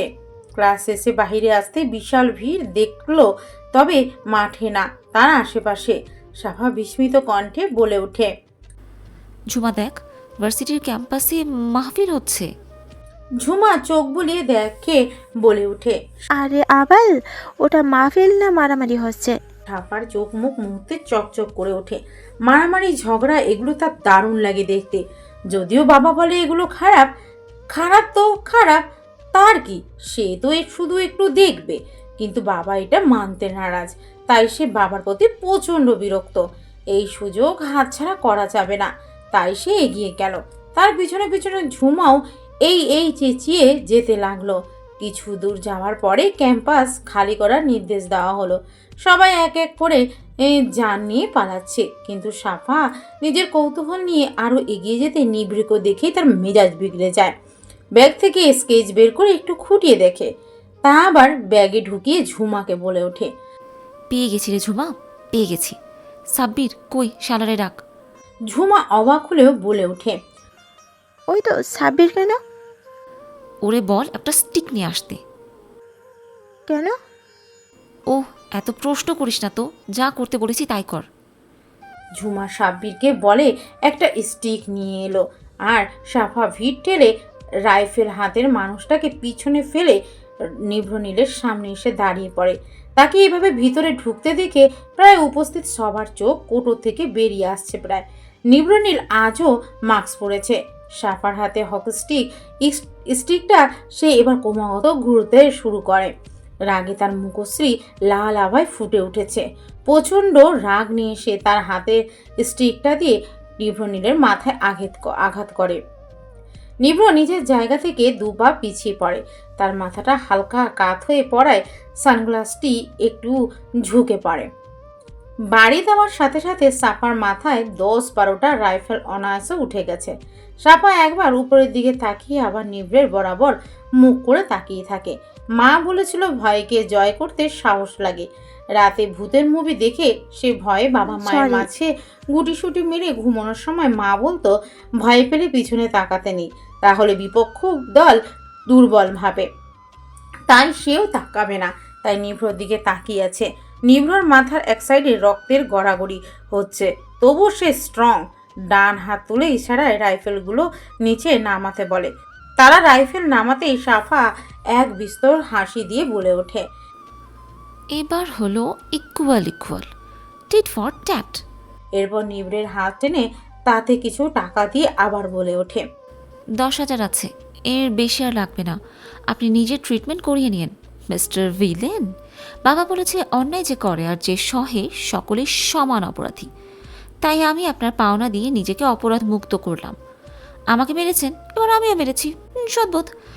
আর হ্যাঁ হ্যাঁ, এত যখন নিজেকে শক্তিশালী মনে করেন না, তবে এই সব চেলাপেলা রাখার কি আছে বলেন তো? আমার তো মনে হয় আপনি নিজে কিছুই করতে পারেন না, শুধু এদেরকে দিয়ে করান। আসল বীর সেই বুঝেছেন যে বডিগার্ড নিয়ে ঘুরে না, বুঝলেন? ফ্রিতে জ্ঞান দিলাম, কাজে লাগাতে পারেন। টাটা। কথাটা বলে স্টিকটা ফেলে দিয়ে নিজের গায়ের ওড়নাটা উড়িয়ে দিতেই নিভ্রের চোখে মুখে রেশম পালকের মতো তা আছড়ে পড়ে। ঝাপসা চোখে নিভ্র সাফার দাঁত তেলানো হাসি দেখতে পেল। তারপরে সাফা ভিড় ঠেলে আবার চলে গেল। এত এত লোকের ভিড় থেকে বেরিয়ে সে এক স্বস্তি নিঃশ্বাস নিল। তারপর এক হাসি হাসল। মনটা কেমন নেচে নেচে উঠছে, ফুরফুর মেজাজ লাগছে তাকে। মনে মনে ঠিক করেছে ঝুমা, মুক্তা, শিরিন, সাব্বির আর অভি ভাইয়াকে ট্রিট দেবে। নিভ্র এখনো দাঁড়িয়ে আছে। তার মতো প্রভাবশালী ছেলেকে একটা পুচকে মেয়ে এইভাবে মেরে যাবে, ব্যাপারটা তার লোকেরা স্বপ্নেও ভাবেনি। তাদের এটা ভেবেই ভয় লাগছে। না জানি এ রকচটা ছেলে তাদের কি হাল করে। কিন্তু নিভ্র তেমন কিছুই করলো না। সে এক দৃষ্টি নিক্ষেপ করেই চলেছে সাফার দিকে। সাফা তো বহু আগেই গায়েব, কিন্তু নিভ্র এখনো তাকিয়ে আছে। নিভ্র হঠাৎ মাথা ঘুরে উঠেছে। সে দাঁড়াতে পারছে না। কিছু সময়ের মাঝেই সে মাঠে পড়ে যায়। তার লোকেরা তাকে তাড়াতাড়ি করে হসপিটালে নিয়ে আসে। টিপ টিপ করে চোখ খুলতে নিভ্র নিজের পরিবারকে সামনে দাঁড়িয়ে থাকতে দেখে। এত মানুষের মাঝে একজনই তার দৃষ্টি কেড়েছে, সে হলো মিসেস ইফতেখার। স্বামী সাখাওয়াত এক বাহু চেপে সে কেঁদেই চলেছে। তার বিপরীত পাশেই তার বড় মা আর বড় বাবা দাঁড়িয়ে। সামনের সোফায় দাদা বসে আছে। নিভ্র এবার চোখ বুলালো তার দুই পাশে। তার দুই পাশে অভ্র আর রাফা দাঁড়িয়ে আছে। রাফা চোখ মুখ কেঁদে ফুলে গেছে। এই মেয়েটা নিভ্রের প্রতি ভালোবাসাটা প্রখর। ভাইকে যে সে সত্যি খুব ভালোবাসে এটা নিভ্র এবং অভ্র দুজনেই জানে। অভ্র গম্ভীর মুখে চশমার মাঝ থেকে নিভ্রকে পর্যবেক্ষণ করে চলেছে। নিভ্র এবার হালকা নড়ে বলে ওঠে, জীবিত আছি, এত টেনশনের কিছু নেই। অভ্র তার সব রাগ নিয়ে নিভ্র জামার কলার ধরে তাকে বসিয়ে দিতে দিতে বলে, আরে শালা আবাল, হারামি, তুই কি ওটা আমার মাহফিল না ভার্সিটিতে মারামারি মারামারি করতে হচ্ছে? গেছিলি নাকি? ওই এমন তো অবস্থা হলো সাব্বির কি করে জানোস? একদিন তুই অজ্ঞান ছিলি। নিভ্র ভাবলেশীন ভাবে বলে ওঠে, তো ছিলাম আর কি, এত হাইপার হওয়ার কি আছে? আর সবাই তো কান্না জোরে দিয়েছে কেন? আমি কি মারা গেছি নাকি? ফাইজলামি হচ্ছে এখানে। অভ্র রাগি চোখে তাকিয়ে বলে ওঠে, ফাজলামি তো তুই করস। ভাই বলবি তোর আর আমার মাঝে এত মিল কেন? মানে? মানে খুব স্বাভাবিক। ছোট থেকে দেখছি তুই সব সময় এক ধাপ এগিয়ে। আমি ক্লাসে সেকেন্ড হলে তুই ফার্স্ট। আমি দাবিতে চান্স পেয়েছি আর তুই মেডিকেল। আমি অক্সফোর্ডে কোর্স করার সুযোগ পেলে তুই হার্ভার্ডের সুযোগ পাস সার্জারি নিয়ে গবেষণা করার। সারা জীবনে তুই এত এগিয়ে কেন থাকস বলবি? নিভ্র বিরক্ত হলো। কিঞ্চিত চোখ মুখ কুঁচকে অভ্রর দিকে তাকালো। বেশি কথা বলা বা শোনা তার মোটেও পছন্দ না, কিন্তু এই অভ্রটা সব সময় অতিরিক্ত কথা বলে। তাই মাঝে মাঝে তার এর প্রতিও বিরক্ত আসে। অভ্র নিভ্রকে এভাবে তাকাতে দেখে আবার বলে ওঠে, আরে ভাই এভাবে তাকাচ্ছিস কেন? আমি সত্যি কথাই বলছি, বিশ্বাস হচ্ছে না? দেখ, কাল আমি কোমর ভেঙে আধমরা করে বিছানায় শুয়েছি। আজ তুই মাথা ফাটিয়ে হসপিটালে বেডে লিপটে গেলি। আজব না? আচ্ছা, আমাকে তো মেরে ফেলেছে, তোকে কি এভাবে মেরেছে বলবি? মানে দ্য মোস্ট ফেমাস মডেলকে কি এভাবে মারার সাহস পেয়েছে বলবি? তার চাইতে বড় কথা, তোর মতো ডেঞ্জারাস রাজনীতিবিদ, যার কাছে মন্ত্রীর অ্যাপয়েন্টমেন্ট নিয়ে কথা বলতে হয়, যার আগে পিছে 16 থেকে 17টা গার্ডস থাকে, তাকে কিভাবে কে মেরে গেল বলতো? তবে ভাই, সে যেই হোক, বিশাল কলিজার অধিকারী। আবরোর কথা শুনে নিভ্র সাফার কথা মনে পড়ে গেছে। সাথে সাথে তার চোয়াল শক্ত হয়ে এলো, চোখ লাল হয়ে এলো। হাত মুষ্টিবদ্ধ করতেই স্লাইনের নলে রক্ত উঠে গেল, যা মুহূর্তেই অভ্রের চোখে পড়ে গেল। সাথে সাথে ডাক্তার বলে চেঁচিয়ে উঠল। নিভ্র রেগে আছে, এটা বেশ ভালো করে বুঝতে পারছে অভ্র। নিভ্র দাদা মাহবুবুল এগিয়ে এলো আর বলে উঠে, নিম্র, দাদুভাই এমন করছে কেন? কে তোমাকে মেরেছে? আচ্ছা, আমাকে বলো, আমি তাকে এদিকে এসে শাস্তি দেবো। দরকার হলে মেরে পুঁতে দেবো, তবুও শান্ত হও। কাউকে কিছু করতে হবে না, এখন সবাই বাইরে যাও, আমি একা থাকতে চাই। Just leave me alone. নিভ্র চিৎকারে হসপিটালের সবাই একবেলা কেঁপে ওঠে। মুহূর্তেই রুম ফাঁকা হয়ে গেছে। নিভ্র চোখ বন্ধ করতেই সাফার ওড়না দুলানো হাসির ছবি ভেসে উঠেছে। সাথে সাথে সে ঠাস করে চোখ খুলে তাকায়। একটা জোরে শ্বাস নেয় সে। সাফা সোফার উপর পা গোল করে বসে আছে, তার এক হাত গালে, ঠোঁট উল্টে সে চিন্তায় মগ্ন। তার মাথায় একটা কথাই ঘুরছে, সে যাকে মেরে এসেছে সে কেমন আছে? এভাবে মারা কি ঠিক হয়েছে? আচ্ছা, লোকটা যদি মারা যায় তবে কি হবে? কথাটা ভাবতেই সাফার মাথা ঘুরতে শুরু করে। সবাইকে যতটা সাহস দেখায় ততটা সাহসী সাফা না। দরজায় বেল পড়ে। সাফা মৃদু হেঁটে দরজা খুলে দেখে তার বাবা দাঁড়িয়ে। শারিক ভিতরে ঢুকতে ঢুকতে বলে ওঠে, আম্মাজানের কি মন খারাপ? সাফা চকিতেই তাকালো। তার ধারণা ছিল না বাবা এগুলো বুঝে যাবে। যদিও তার মন খারাপ হলে তিনি চট করে ধরে ফেলে, তবুও এটাও ধরে ফেলবে ভাবতে পারেনি। সাফা সহজ হওয়ার ভঙ্গিতে বলে ওঠে, না তো বাবা, চলো তোমার এই কালো অ্যাপ্রনটা খুলে দিই। শারিক মেয়ের দিকে কিছুক্ষণ তাকালো, তারপর মেয়ের কাছে দাঁড়াতে সাফা বাবার কালো জামাটা খুলে দিল। সাফার পরিবার খুবই ছোট, মা ছিল, এখন নেই।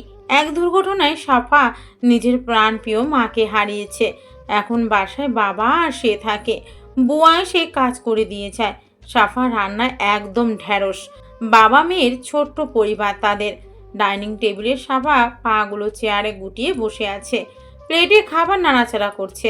তা দেখে শারিক বলে ওঠে, আমার কি হলো বলো তো? খাবার নাড়ছো না কেন? মন খারাপ নাকি? আচ্ছা বাবা, কেউ অন্যায়ভাবে আমাকে মারলে আমার কি করা উচিত? মেয়ের এমন কথায় শারিক অবাক হলো। অবাক হয়ে বলে ওঠে, তোমাকে কেউ মেরেছে আম্মা? ওই দিনের ব্যথাটা তুমি পড়ে গিয়ে পাওনি? সাফা মনে মনে নিজেকে একটা বকা দিল। তার বোঝা উচিত ছিল বাবা উকিল, আর এই উকিল মানুষগুলো কেডি পাঠকের মতো হয়। সামান্য ক্লু থেকে সম্পূর্ণ কেস সলভ করে ফেলায় এদের ধর্ম। তবুও সাফা কথা ঘুরিয়ে বলে ওঠে, আরে বাবা, এমনিই বলছি, তুমি বলবে কিনা বলো। বলবো, অন্যায় ইচ্ছে করে এবং সহায় দুজনই সমান অপরাধী। তবে হ্যাঁ, অন্যায় কাটে যদি ইচ্ছে করে তো রাতে তুমি বাইরে থাকার মেয়ে না, খাবার কেন কি বিপদ সাফা হয়েছে? মনে মনে খুশি হলো। তার ধারণা নিভ্র ইচ্ছে করেই তাকে মেরেছে। সাফা রিক্সে থেকে নেমে একটু ঢুলে ঢুলে হাঁটছে। ভার্সিটির গেটের সামনে আসতেই সে ভার্সিটির সামনে বড় কৃষ্ণচূড়া গাছের দিকে হাঁ করে তাকিয়ে আছে। তাকে দেখে মনে হচ্ছে সে ফুল গুনছে। অভ্র গাড়ি পার্ক করে এসেই দেখে সাফা উপরের দিকে তাকিয়ে আছে, তাই সে একটু এগিয়ে গেল। গলা হালকা কেসে সাফাকে অ্যালার্ট করার চেষ্টা করছে, কিন্তু সাফা তো সাফাই, ও এখনো হাঁ করে তাকিয়ে আছে। উল্টো বিরক্তি নিয়ে সে বলে ওঠে, এই যেই হন, কাশি দেওয়ার হলে দূরে গিয়ে দেন, কানের কাছে খ্যাক খ্যাক করছেন কেন? অভ্র এবার বলে ওঠে। তা কয়টা ফুল ধরেছে? সাফা আনমনিং বলে ওঠে, আরে আর বলিয়েন না, এত এত ফুল কি আর গোনা যায়? না তো, আমি তো শুধু দেখছি, কি সুন্দর না ফুল। হুম। সাফা এবার পাশ ফিরে একটু অবাক হয়ে তাকায়। অভ্রকে খুঁটিয়ে দেখে বলে ওঠে, আপনি এখানে কেন, আসা যায় না বুঝি? আরে সেটা বড় কথা না, আপনি আমার পাশে দাঁড়িয়ে আছেন এটা বড় কথা। যাই হোক, পেন কিলারের দাম কত? অব্র অবাক চোখে তাকালো। এই মেয়ের মনে আছে ওই দিনের কথা? সে নিজেই তো ভুলে গেছে। অব্র নিজেকে সামলিয়ে বলে ওঠে, তোমার মনে আছে? মনে থাকবে না মানে কি? আপনি কি আমাকে ওইসব ঠকবাজদের মতো মনে করেন নাকি? আল্লাহ মাইরা লান, শেষে কিনা সাফার কপালে ঠকবাজে থাপ্পা লাগলো। ছি ছি ছি ছি, আল্লাহ বাঁচাও। স্যার, আপনি কি করে আমাকে এত খারাপ ভাবতে পারেন বলেন তো? কি করে? সাফার এমন কথা শুনে অব্র পুরাই ভ্যাবাচাকা খেয়ে গেল। অবাক হয়ে বলে ওঠে, আমি এমন কিছু বলিনি, তুমি শুধুই এত বেশি বলছো। আমি তো ভুলেই গেছিলাম, তাই ভেবেছি তুমিও ভুলে গেছো, তাই এমনটা বলেছি। তুমি কি এতে কষ্ট পেয়েছো? অবশ্যই পেয়েছি, এটা তো কষ্ট পাওয়ারই কথা। সব বাদ, আপনি দাম বলেন, আমি দিচ্ছি। না না, টাকা দিতে হবে না। আমার ভাইয়ের ডাক্তার, ও ফ্রিতে দিয়েছে ওষুধ, তাই আমার নিজেরও টাকা লাগেনি। সাফা এবার একটা প্রসারিত হাসি দিয়ে বলে ওঠে, তবে তো ভালোই হয়েছে। তাহলে আমি আসি স্যার, আপনি বরং ফুল গোনেন। অব্র হাবার মতো তাকিয়ে আছে। জলপাই রঙের গোল জামাটায় সাফাকে মারাত্মক লাগছে। গলায় বিশাল করে ওড়না ঝুলানো, আর চুলগুলো প্রতিবারের মতোই কাঠি দিয়ে আটকানো। স্বভাবগুলো বাচ্চাদের মতো। এই এখন যেমন বাচ্চাদের মতো দুলে দুলে হাঁটছে। অব্র হাসল। নিভ্র কাছের জানলার পাশে দাঁড়িয়ে আছে। চোখ তার শূন্যে ভাসছে। সামনে বিস্তর জায়গা জুড়ে মাঠ, তাতে কিছু বাচ্চারা বল নিয়ে খেলছে। নিভ্র এক দৃষ্টিতে তাকিয়ে আছে। বাচ্চাদের প্রতি তার একটা আলাদা অনুভূতি আছে, যা আর কিছুর প্রতি নেই। ভালো লাগে এদের তার। একটা বাচ্চা ছেলে আর একটা বাচ্চা মেয়ের চুল টানছে আর ঝগড়া করছে। নিভ্র হেসে ওঠে। তাকে হাসতে দেখে নার্স প্রচণ্ডভাবে অবাক হয়। তার 3 বছরের নার্সিং পেশায় আজ প্রথম সে নিভ্রনীলকে হাসতে দেখছে। অল্প বয়স হওয়ায় সেও এই নিভ্রর প্রেমে পড়া একজন, কিন্তু ভয় কখনো সামনে আসা হয় না। আসলে হাত পা কাঁপে, এটা শুধু তার না, সকলেরই হয়। তবে কাছ থেকে দেখার সুযোগ তার আজই হয়েছে, তাও নিভ্র অসুস্থ হওয়ায়। নার্সকে এভাবে তাকিয়ে থাকতে দেখে নিভ্র ভুরু কুচকে তাকালো। সাথে সাথে নার্স রুম ত্যাগ করলো। ভয়ে তার কলিজা শুকিয়ে গেছে। নিভ্র সোফায় বসে ফোনে কিছু রোগীদের ইনফরমেশন নিচ্ছে। 7 দিন তাকে থাকতে বলা হয়েছে। নিভ্র নীলকে একটা মেয়ে 7 দিন হসপিটালে থাকার ব্যবস্থা করেছে। ভাবতেই নিভ্র হতভম্ব হয়ে কিছুক্ষণ চুপ করেছিল। মেয়েটা সাধারণ না, এটা তার বোঝা হয়ে গেছে। হয়তো ভীতুও না, প্রচণ্ড সাহস তার। তা না হলে নিভ্র নীলের সামনে দাঁড়াতে পারতো না। লাইব্রেরি টেবিলে বই বিছিয়ে ঘুমাচ্ছে সাফা। আজ সে প্রচণ্ড ক্লান্ত। ইংলিশ পড়তে আসলেই তার ক্লান্তি 2-3 ডিগ্রি হাই হয়ে যায়। তার ধারণা ইংলিশের মতো ভয়ঙ্কর সাবজেক্ট পৃথিবীতে দ্বিতীয়টি আর নেই। এই ইংলিশ যে আবিষ্কার করেছে তাকে পেলে খুন করে জেলের ভাত খেতেও সে রাজি। কিন্তু শালা মনে হয় আরও আগেই মরে ভূত হয়ে গেছে, রেখে গেছে তার ভূতুরে অস্তিত্ব ইংলিশ। অব্র কিছু বই নিতে লাইব্রেরিতে এসেছে। এখন ভার্সিটি ছুটি হয়ে গেছে, লাইব্রেরিতে কেউ নেই ভেবেই সে এসেছে। তা না হলে মেয়েরা তাকে দেখলেই গায়ে পড়ে স্যার স্যার করে। প্রচণ্ড বিরক্তি নিয়ে তখন সে চশমাটা ওঠানামা করায়। আর কিছু বলতেও পারে না। লাইব্রেরিতে ঢুকে বই খুঁজতে শুরু করে। খুঁজতে খুঁজতে অব্র থমকে দাঁড়ায়। তার চোখ আটকা পড়ে এক ঘুমন্ত পরীর মায়া ছালে। অব্র এক দৃষ্টিতে তাকিয়ে আছে। সাফা টেবিলে হাত গুজে তার উপর মাথা রেখে ঘুমিয়ে আছে। সামনের কিছু অগোছালো চুল এসে তার মুখের উপর আছড়ে পড়ছে। মাঝে মাঝে সে বিরক্তি নিয়ে চোখ কুচকাচ্ছে। অব্র ধীর পায়ে সাফার সামনে দাঁড়ায়, এক দৃষ্টিতে তাকে পর্যবেক্ষণ করে। এক চিলতে রোদ এসে সাফাকে নাড়িয়ে দেয়। ঘুম ঘুম চোখে বিরক্তি নিয়ে উঠে সে। অব্রকে তার দিকে তাকিয়ে থাকতে দেখে সাথে সাথে ভূত দেখার মতো চমকে যায় সে। বলে ওঠে, আপনি এখানে? কেন, লাইব্রেরি কি তোমার একার নাকি? তা কেন হবে, কিন্তু আপনি এখানে এখন তাই জিজ্ঞেস করছিলাম। অব্র কথা ঘুরিয়ে সামনের এক গাদা বই থেকে একটা বই নিতে নিতে বলে ওঠে, ইংলিশ নিয়ে রিসার্চ করছো নাকি? মোটেও না। আমার কি মাথা খারাপ নাকি যে হ্যাঁ এই ফাউল সাবজেক্ট নিয়ে রিসার্চ করতে যাব? এটা আজাইর একটা সাবজেক্ট। আপনিই বলেন, আমাদেরকে এই সাবজেক্ট দেওয়ার কোনো মানে আছে? আমাদের কাজ জামা কাপড়ের ডিজাইন করা। এই ঘাসপুস শিখে কি হবে? ইংলিশ গাছপুস সাবজেক্ট। তা নয় তো কি, 2 দিন পরে যদি ক্লাস টেস্ট না হতো আমি মরে গেলেও এই সাবজেক্ট ধরতাম না। কিন্তু এখন কি করব, মাথা ঘোরায় এই গ্রামার্সগুলো দেখে।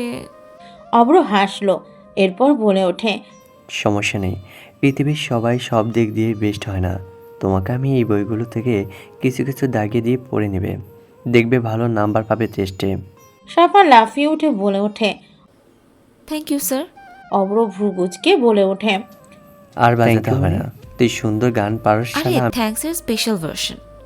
অব্র আবার হাসলো, হাসতে হাসতেই সাফাকে দাগিয়ে দিতে লাগলো। হৃদয়ে দোলা লাগানো কড়া রোদে সারা শহর ডুবে আছে। রোদ তার সোনালি কিরণে সবাইকে মুগ্ধ করছে। সাফা রিকশায় বসে আছে, তার সারা শরীর ভিজে চুপচুপ হয়ে আছে। ঘামের সাথে এক স্নিগ্ধ পানির ছিটেতে শরীর চিকচিক করছে। সাদা সালোয়ার কামিজের রং হালকা ফ্যাকাশে হয়ে গেছে।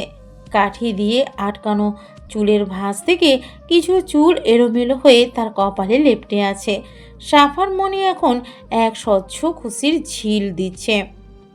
তার ইচ্ছে করছে ডানা ঝাপটে উড়ে বেড়াতে, ঠিক যেমন প্রজাপতিরা উড়ে।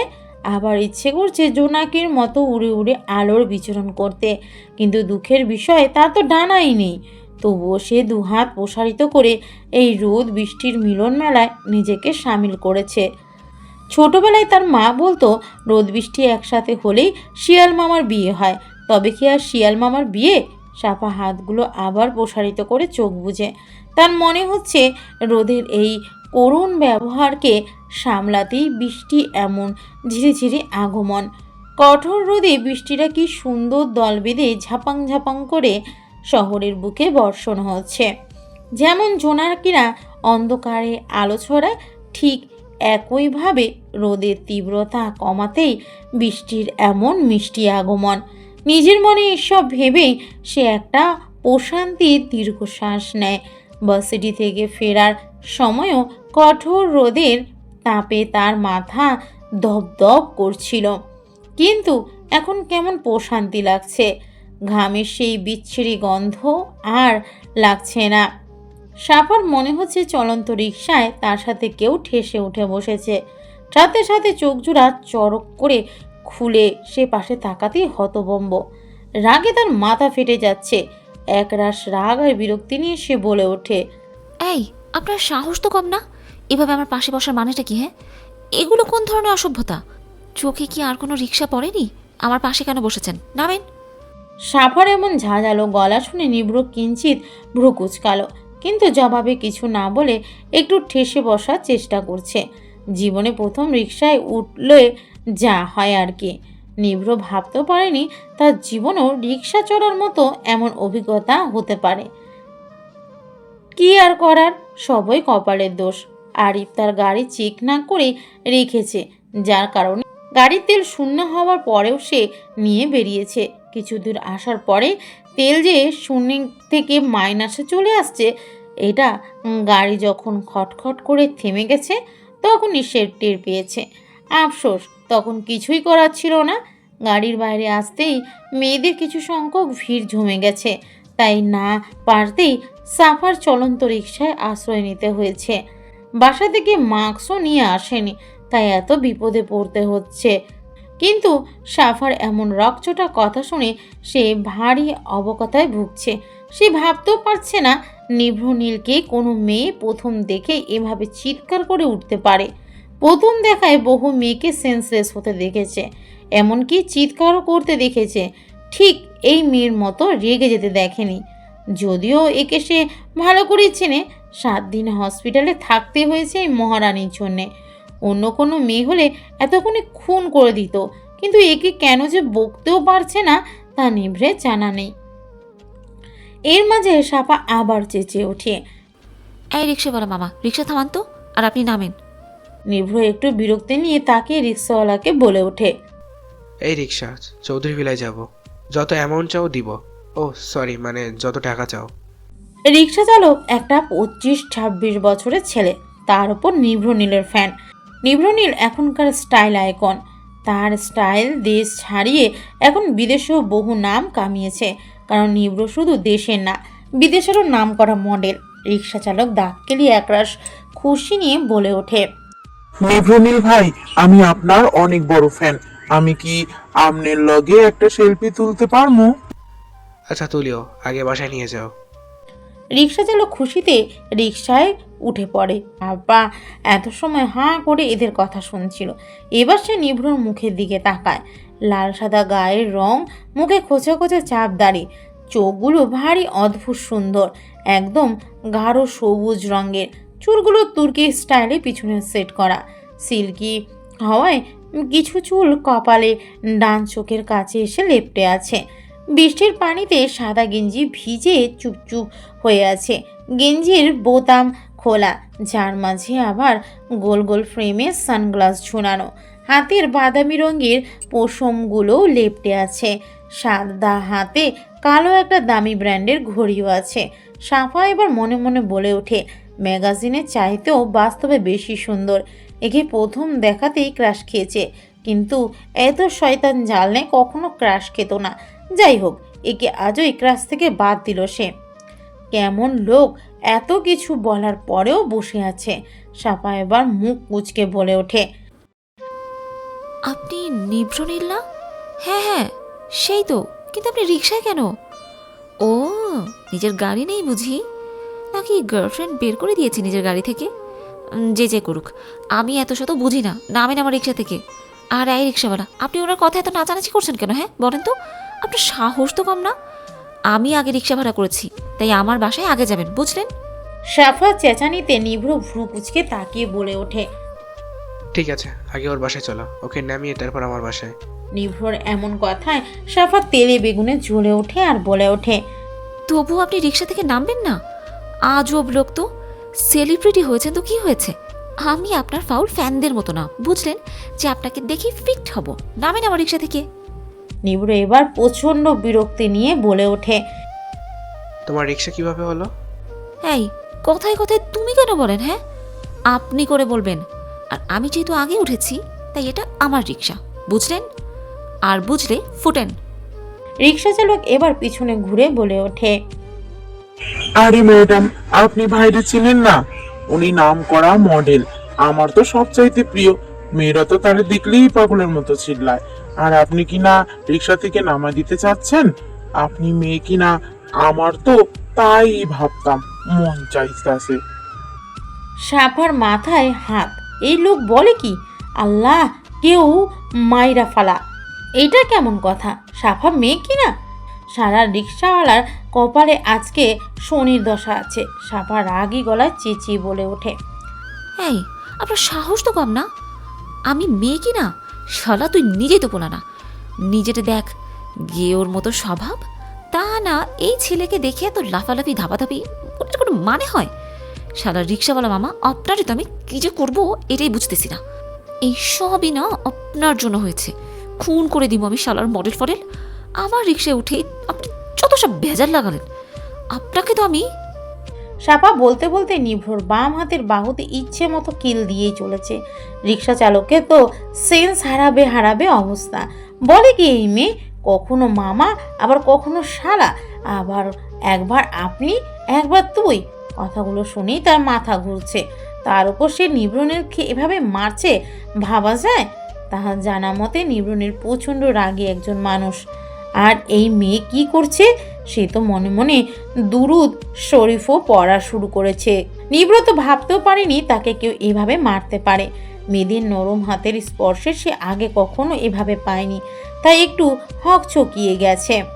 রিক্সা চালককে ইশারায় রিক্সা চালাতে বলে সে খপ করে সাপার হাতগুলো নিজের দখলে নিয়ে নিয়েছে। এবার সাপা ভয় পেয়ে পিছনে ঝুঁকে পড়ে। নিভ্র এবার বলে ওঠে, বেশি কথা বলবে না, চুপ করে বসে থাকো, তাহলে তোমাকে ছুঁড়ে ফেলতে আমার বেশি টাইম লাগবে না। সাপা এবার প্রচণ্ড ভয় পেয়েছে, তাই চুপটি মেরে বসে পড়ে। মনে মনে ভাবছে চুপ থাকাই ভালো, তা না হলে এই লোক তাকে টুপ করে তুলে ঠুস করে ফেলে দিতে একবারও ভাববে না। তার উপর যা বডি, তাকে ফেলতে যে এক বিন্দুমাত্র কষ্ট হবে না, এইটা তার জানা হয়ে গেছে।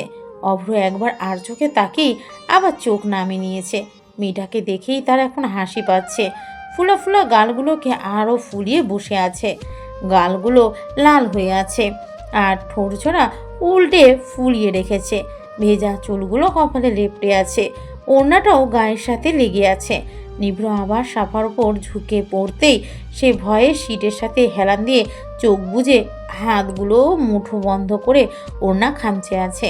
নিভ্র একবার তাকিয়ে হালকা নিঃশব্দে মুচকি হেসে রিকশার হুডটা তুলে দিয়ে আবার আগের মতো বসে পড়ে, যাতে বৃষ্টির ফোঁটা গায়ে না পড়ে। যদিও তার ভিজে চুপচুপ হয়ে আছে, সাপা এবার এক চোখ করে নিভ্রকে নিজের জায়গায় বসে থাকতে দেখে সেও উঠে বসে। ভয়ে তার জান পাখি উড়ে যায় অবস্থা। কিছুক্ষণ পর নীরব থাকার পর হুট করে নিভ্র বলে ওঠে, বাসা কোথায়? কেন কেন? চকিতেই জবাব দেয় সাফা। আসতে বলা যায় না? এত জোরে চিৎকার করে বলার মানে হয়? কানে হাত দিয়ে বলে ওঠে, আসতেই তো বললাম। আপনি কিন্তু কথায় কথায় আমাকে অপমান করেন। এই, তুমি কি প্রতি কথায় ঝগড়া করা মিশন নিয়ে নামো নাকি? I just hate sound pollution. আর তুমি অল টাইম ঝগড়া চিৎকার, রাবিশ। হোয়াট? আপনার এত বড় সাহস! টুকটুককে অপমান? আপনার এই অপমানের প্রতিশোধ টুকটুক নিয়েই ছাড়বে। এত হাইপার হয়ে কথা বলা ছাড়া আর কোনো কাজ নেই না? আশ্চর্যজনক মেয়ে তুমি। ওয়েট, তোমার নাম তো সাফা টাইপের কিছু না তো? এই টুকটুক আবার কে? রুকুজকে নিভ্র সাফার দিকে তাকিয়ে বলে ওঠে, ও, ওটা তো আম্মু আদর করে আমাকে টুকটুক ডাকে, তাই মাঝে মাঝে মুখ দিয়ে বের হয়ে যায়। আমার আসল নাম তো সাফরিনা সাফা। সুন্দর না নামটা? সবাই বলে আমার মতোই কিউট। সাফা ভাব নিয়ে বলে ওঠে, কিউট? আর তুমি? ওহো। বলে একটা দীর্ঘশ্বাস নিল আর মনে মনে বলে ওঠে, ঝগড়ুটি মেয়ে একটা। সাফা তো রেগে আগুন, তাকে বারবার অপমান করে এই লোক।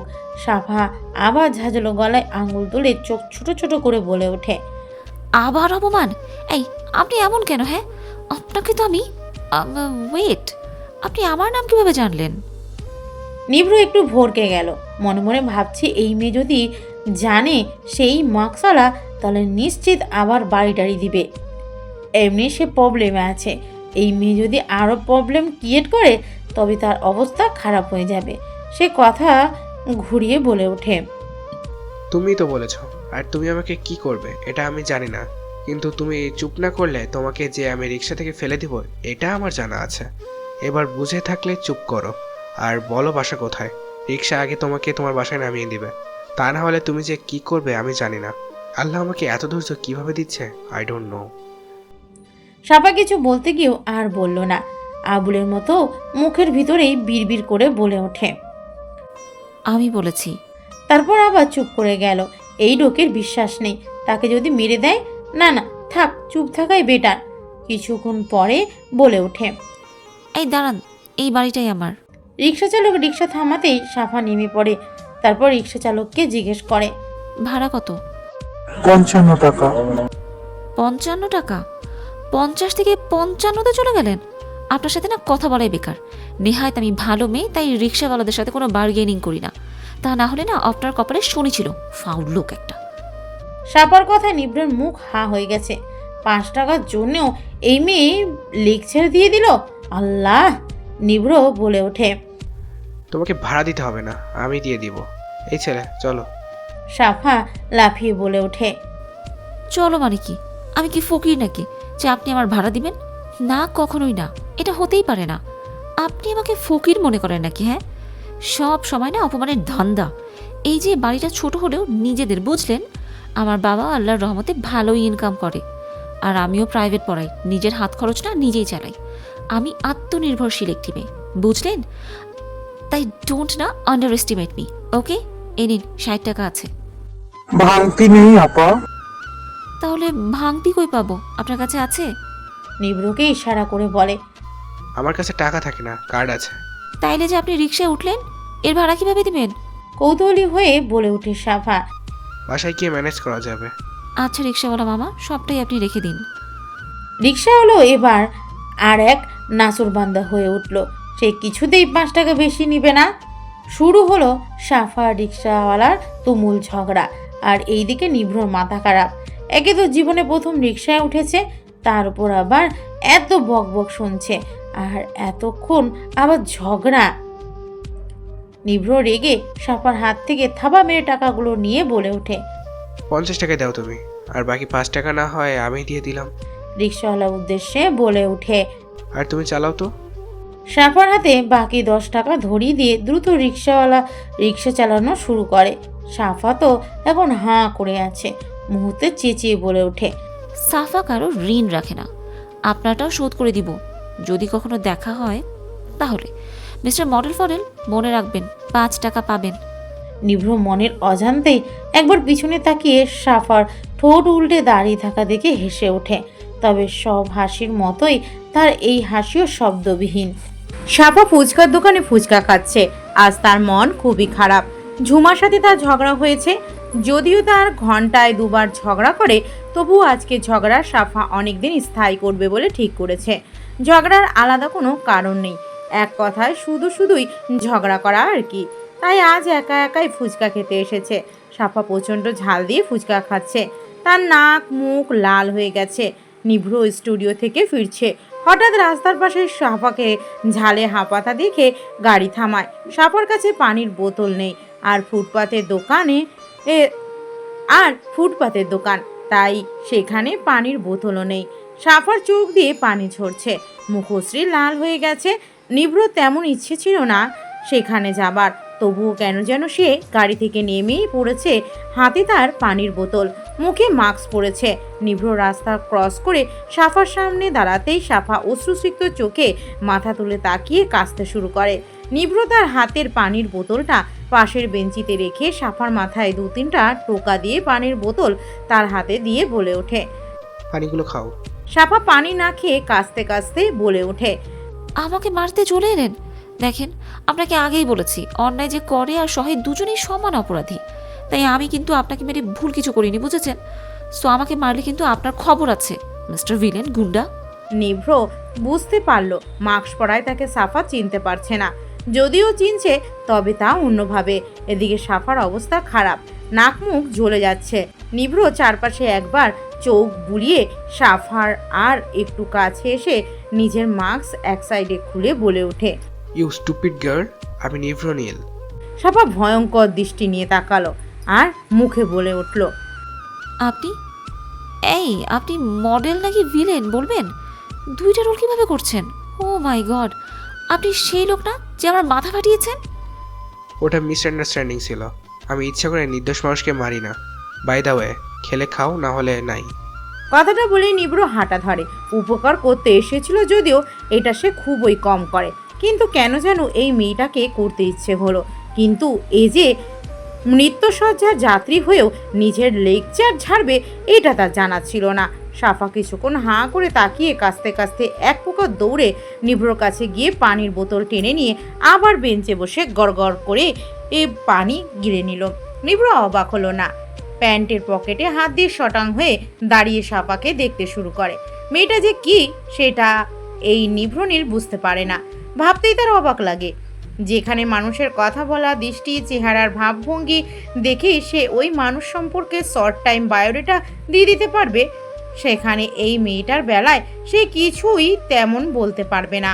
সাফা পানি খেয়ে লাল লাল চোখে বলে ওঠে, ওই ভিলেন মডেল ফডেল, আপনি না আমার থেকে 5 টাকা পাবেন, আমার কিন্তু মনে আছে। নিভ্র বিরক্ত হলো। মেয়েটার বেশিরভাগ কথায় তার রাগ হওয়ার কথা, কিন্তু তা হয় না, শুধু বিরক্তটা অব্যাহত থাকে। নিভ্র হাঁটা ধরে এখানে বেশিক্ষণ থাকা মানে নিজের 12টা বাজানো, এটা সে জানে, তাই হাঁটা ধরে। কিন্তু সাফা তো সাফাই। ফুচকার দোকানের বিল দিয়ে সাফা দৌড়ে নিভ্রর হাত ধরে। সাথে সাথে নিভ্র চমকে তাকায়। সাফার দিকে অগ্নিময় দৃষ্টিতে তাকাতেই সাফা পাত্তা না দিয়ে দাঁত কেলিয়ে পাগুলো উঁচু করে নিভ্রর কানের কাছে এসে বলে ওঠে, সামনে না গুন্ডারা মারামারি করছে, আমার দেখতে ইচ্ছে করছে, বুঝলেন? কিন্তু ওরা যদি আমাকেও মারে তবে তো আমি শেষ। তাই আপনার মতো মডেল ফডেল আর ভিলেন যদি আমার সাথে থাকে তবে দেখতে মজা হবে, আপনিও মজা পাবেন। আরে আপনি তো তেমন মারামারি পারেন না, কিন্তু ওই যে গুন্ডাটা আছে না, কি যেন নাম, রিফাত মনে পড়েছে, সে হেব্বি মায়ের পারে। চলেন না দেখি, তার বিনিময়ে আমি আপনাকে 5 টাকা বাড়িয়ে 20-50ও করতে পারি। বিগ অফার, রাজি হলে আপনারই লাভ। रश्मि को ठुकराते नहीं। নিভ্র অবাক চোখে তাকালো। মারামারি দেখার মাঝে কি মজা হতে পারে? আর তাকে নিয়ে যেতে চাইছে? এই মেয়ে তো জানেও না ওই রিফাত তারই লোক, আর বলে কি না মারামারি পারে না। কথাটা শুনে নিভ্র মনে মনে বাঁকা হাসে। এই মেয়ে তাকে চিনে না, তাই ভয়ও পায় না। সাফা চোখ বাঁকিয়ে বাঁকিয়ে কথাগুলো বলছে। এক পর্যায়ে নিভ্রকে টেনে নিল। নিভ্র বিরক্ত, চরমভাবে বিরক্ত সে, তবুও কিছু বলল না। সাফা নিভ্রর এক হাত ধরে রেখেছে। নিভ্র ভাবতেই পারেনি একটা মেয়ে অনায়াসে তার হাত ধরবে, যেখানে তার ধারে কাছে সে মেয়েদের তেমন ঘেঁষতে দেয় না, আর এই মেয়ের ডিরেক্ট হাত ধরে নিল। ভয়াবহ ব্যাপার। এখন তো তার রাগ হওয়া উচিত ছিল, কিন্তু রাগ উঠছে না। এটা ভেবেও সে বিরক্ত। অন্য মেয়েরা গায়ে পড়লে তার যেমন রাগ হয়, এই মেয়েটার ক্ষেত্রে ব্যাপারটা হচ্ছে না। কিন্তু কেন? এই কেনর উত্তর নিভ্রর কাছে নেই। সে হাঁটছে, সাপা কেমন বাচ্চাদের মতো দুলে দুলে হাঁটছে, আর কত কত অদ্ভুত কথা বলছে। তার যে অদ্ভুত কথার ফুলঝুরি আছে এটা নিভ্র জানে। সে শটাং হয়ে হেঁটেই চলেছে, আর সাফা এটা ওটা বলেই চলেছে। রাস্তার একটা জায়গায় এসে সাফা চেঁচিয়ে বলে, সাইডে চলেন, বেঞ্চে বসে দেখি প্লিজ প্লিজ। নিভ্র চোখ বাঁকিয়ে তাকালো। তার মনে হচ্ছে মারামারি না, সিনেমা দেখতে এসেছে সাফা। সাফা থেকে টেনে রাস্তার পাশের বেঞ্চিতে বসালো। নিভ্র তো জাস্ট অবাক। সে নিজের এই জীবনে রাস্তার পাশে আসেনি, এমনকি হাঁটেওনি, আর এই মেয়ে তাকে এভাবেই বসিয়ে দিল। কিছু বলতে চেয়েও সাফার হাত গুটিয়ে চকচক চোখে তাকিয়ে থাকতে দেখে কিছু বলল না। সাফা সামনের দিকে তাকিয়ে আছে। রিফাত নামের ছেলেটা অনেকগুলো লোককে মেরে দিয়েছে, হাড্ডাহাড্ডি মারামারি চলছে। নিভ্র মোবাইল বের করে কি যেন করছে। সাফা এবার চেঁচিয়ে ওঠে। নিভ্র তাকালো না। এ মেয়ে যে কি তা তার জানা হয়ে গেছে। সাফা এবার আরো কাছে এগিয়ে গেল। তার কারণ ভিন্ন। এই ভিড়ের মাঝে একটা বাচ্চা আটকা পড়েছে, এখন বের হতে পারছে না, তাই কাঁদছে। যে কোনো সময় মানুষের পায়ের নিচে পড়তে পারে, তাই সাফা মাঝে ঢুকে বাচ্চাটাকে বের করতে চাচ্ছে। ঠিক তখনই গুলির শব্দ শুরু হলো। নিভ্র পাশ ফিরে তাকালো, কিন্তু সাফাকে না দেখে দিক বেদিক খুঁজতে লাগলো। সাফা যে জায়গায় আছে ঠিক সেদিকে রিফাতের একটা ছেলেও আছে। তাকে গুলি করতেই সাফার পায়ে লাগবে। নিভ্র দ্রুত বেগে উঠে দাঁড়ালো, সামনে এগিয়ে যেতে লাগলো। সাফা বাচ্চাটাকে বের করে হাসি হাসি মুখে দাঁড়াতেই গুলির শব্দে সে কানে হাত দিয়ে চোখ বুজে দাঁড়ালো। অনেকক্ষণ পরে চোখ খুলে সাফা নিজের সামনে 2-3টা লাশ পড়ে থাকতে দেখে চোখ বড় বড় করে তাকালো। নিভ্র হাতে রিভলভার এক পাশে ফেলে রিফাতকে ইশারা দিল রাস্তা থেকে এগুলো সরাতে। সাফার সামনে এসে নিভ্র ঠাটিয়ে একটা চর বসিয়ে দিল। চরের 5টা আঙ্গুলের 4টাই সাফার গালে লাল লাল হয়ে ফুলে উঠেছে। নিভ্র কপট রাগ নিয়ে বলে ওঠে, টুপিট লেডি, ফাইজলামির একটা লিমিট থাকে। আনলিমিট ফাইজলামি I just hate. Just go to your home, তা না হলে এখনই গুলি করে এদের মতো ফেলে দিব। You don't know who I am, go. সাপা ভয়ে জমে সেখানেই দাঁড়িয়ে রইল। তার মাথাটা ভো ভো করে ঘুরছে। রক্তে তার প্রচণ্ড রকমের ফোবিয়া আছে, তার উপর নিভ্রর ভয়ঙ্কর থাপ্পড়। সাপা তো মাথা ঘুরে পড়ে যাবে ভাব। নিভ্র কথাগুলো বলেই বড় বড় পা ফেলে হাঁটা দেয়। এই মেয়ের সাথে থেকে মাথা খারাপ করার ইচ্ছে তার বিন্দুমাত্রও নেই। সাপা ধীর পায়ে বেঞ্চিতে বসে পড়ে। সাপার মাথা ঘুরছে। নিভ্র গাড়ি নিয়ে মোড় ঘুরাতেই সাপাকে মাথায় হাত দিয়ে বসে থাকতে দেখে। গাড়ি থেকে নামতে চেয়েও নামলো না। সামনে রিক্সাওয়ালাকে গ্লাস খুলে সাপার কাছে যেতে বলে। রিক্সাওয়ালা সাপার কাছে আসতেই সাপা একবার তাকালো, তারপর ধীর পায়ে উঠে বসলো। বাসায় যেতে চায় সে। নিভ্র রিফাতকে কাছে ডাকলো আর বলে ওঠে, মেয়েটা বাসায় গেটে না ঢোকা পর্যন্ত ওর সাথে সাথে থাকবি, বাসায় ঢুকলে কল দিবি। রিফাত অবাক হয়ে বলে ওঠে। আচ্ছা ভাই। রিফাত নিভ্রর কাজে প্রচণ্ড রকমের অবাক হয়েছে। সে আজ অনেক বছর নিভ্রর জন্য কাজ করে, কিন্তু কখনো মেয়েদের নিয়ে কথা বলতে দেখেনি। আর আজ কিনা মেয়েটাকে দেখে রাখতে বলছে। তাছাড়াও মেয়েটার জন্যই সে এইভাবে কাটাকাটিগুলো করেছে। তা না হলে আর যাই হোক, নিভ্র হুটহাট করে গুলি করার পাত্র না। কথাগুলো ভাবতে সে অবাক হয়ে কিছুক্ষণ তাকিয়েছিল, কিন্তু তার মাথায় এটা এলো না। নিভ্র মেয়েটাকে এভাবে চড় দিল কেন? সাফা মাথা চেপে বসে আছে। মাথাটা তার প্রচণ্ড ঘুরছে। হাতের উল্টো পিঠ দিয়ে কিছুক্ষণ পরপর মাথার ঘাম মুছছে। মোছার পরেও কপাল ছুঁয়ে ছুঁয়ে ঘাম বের হচ্ছে। সাফা সারা শরীর কাঁপছে। আসলে সে যতটা সাহস দেখায় ততটাও নয়। এভাবে তাজা রক্ত দেখে তার এই অবস্থা হচ্ছে। রক্তে প্রচণ্ডভাবে তার ফোবিয়া আছে। নিজের মাকে সে রক্তাক্ত হয়ে রাস্তায় পড়ে থাকতে দেখেছে, সেই থেকে এ রোগ তার মাঝে প্রবেশ করেছে। সাফার মনে হচ্ছে দুনিয়াদারি ঘুরছে। সে রিকশার পাশের হুডটা চেপে ধরে, নিজের ঘোলাটে চোখে চারপাশে চোখ বুলায়, এদিক ওদিক তাকাতে থাকে। বাসা কখন আসবে মনে মনে এটাই দোয়া করছে। রিকশাটা খটখট করে তাদের বাসার সামনে এসে পড়ে। সাফা কেঁপে কেঁপে রিকশা থেকে নেমে নিচে দাঁড়ায়। একবার ঢুলে পড়ে যেতেও নেয়। রিকশা চালক চিন্তিত ভঙ্গিতে বলে ওঠে, খুকি তুই কি অসুস্থ? তেমন কিছু না চাচা, এটা আপনার ভাড়া। সাফা ডুলু ডুলু পায়ে ছোট ছোট কেচি গেট খুলে ভিতরে ঢুকতেই রিফাত গাড়ি থেকে একবার ভালো করে তাকিয়ে নেয়। তারপর মোবাইল কানে নিয়ে নিভ্রকে কল করে আর বলে ওঠে, ভাই মেয়েটা গেটের ভিতরে ঢুকে গেছে। অপর পাশ থেকে নিভ্র বলে ওঠে, ঠিক আছে চলে আয়। মোবাইল পকেটে ঢুকিয়ে রিফাত আবার একবার কৌতূহলী নিয়ে গেটের দিকে তাকায়। তার মনে এখন একটাই কথা, তার জানা মতে নিভ্রনীল কোনো মেয়েদের সাথে তেমন একটা কথা বলে না। সব সময় মেয়ে ফ্যানদের থেকেও দূরে থাকে। কয়েকজন মেয়ে বাদে তাকে আজ পর্যন্ত কোনো মেয়ের সংস্পর্শে যেতে দেখেনি। আর যাদের সাথে একটু একটু কথা বলে তাও কাজের খাতিরে। এই প্রথম তাকে এমন একটা মেয়ের জন্য নিজের পার্সোনাল রিভলভার ইউজ করতে দেখেছে সে। আবার বাসায় পৌঁছেছে কিনা খবরও নিতে বলেছে, কিন্তু কেন? এই কেনর উত্তর রিফাদের কাছে নেই। তার ধারণা মতে নিভ্রনীল রহস্যময়, ভয়ঙ্কর, আশ্চর্য, রাগী, তেজি টাইপের ভদ্র ছেলে, যাকে বোঝা মুশকিল। কথাটা ভেবে তার ভিতর থেকে একটা দীর্ঘশ্বাস বেরিয়ে এলো।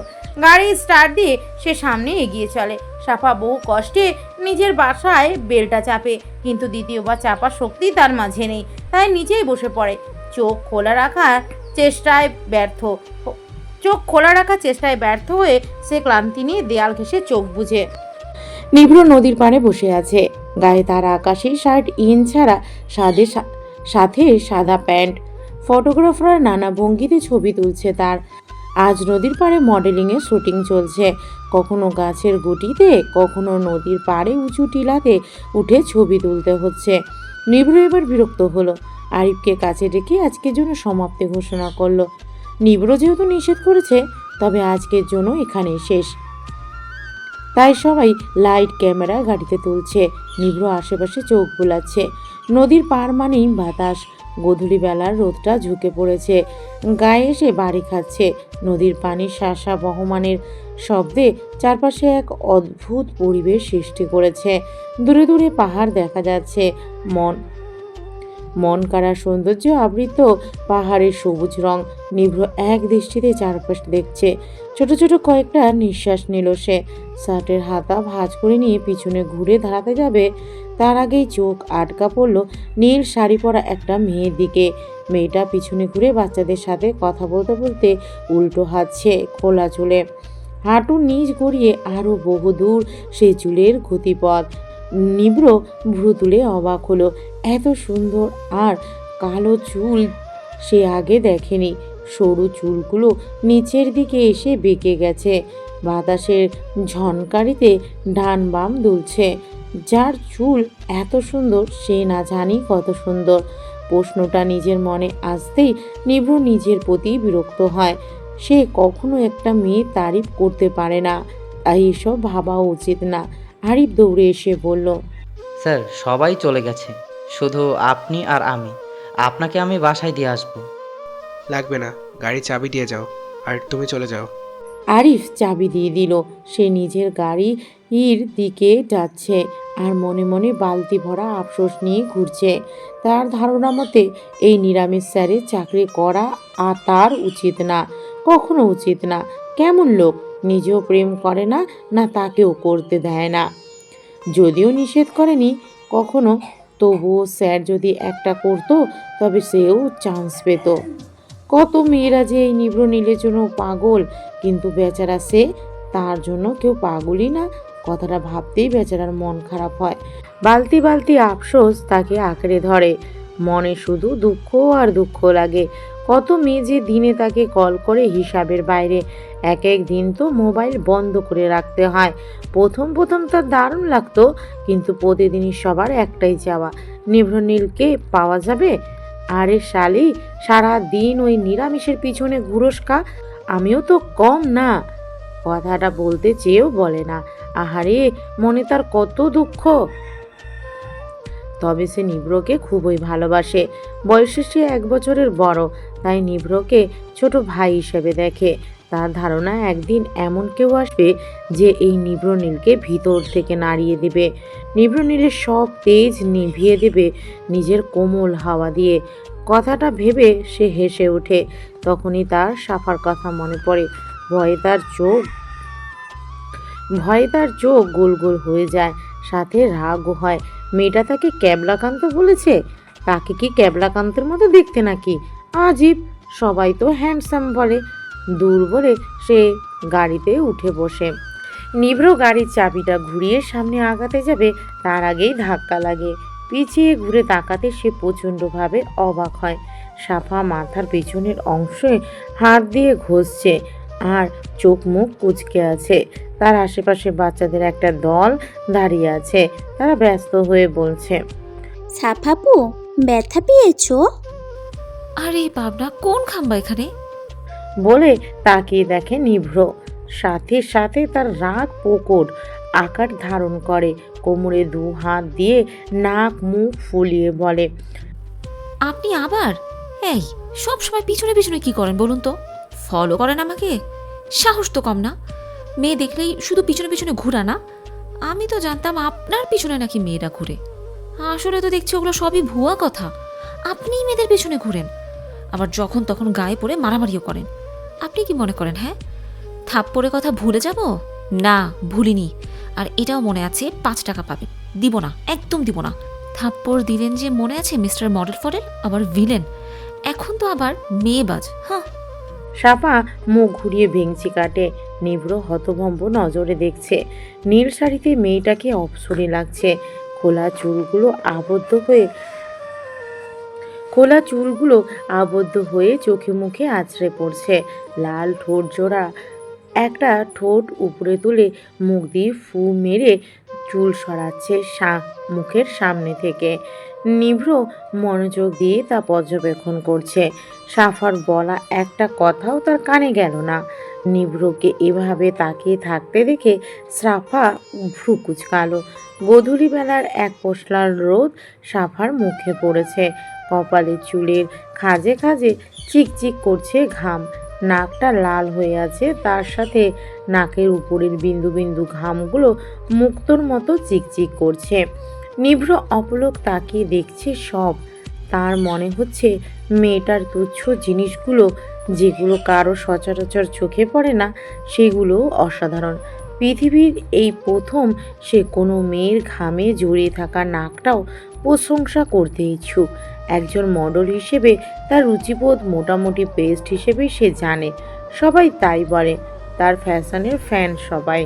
তার যেহেতু ঘাম ঝরানোর নাক বেস্ট মনে হচ্ছে, নিশ্চয়ই এতে মারাত্মক কিছু লুকিয়ে আছে। চকিতেই নিভ্র নিজেকে সামলাতে লেগে পড়ে।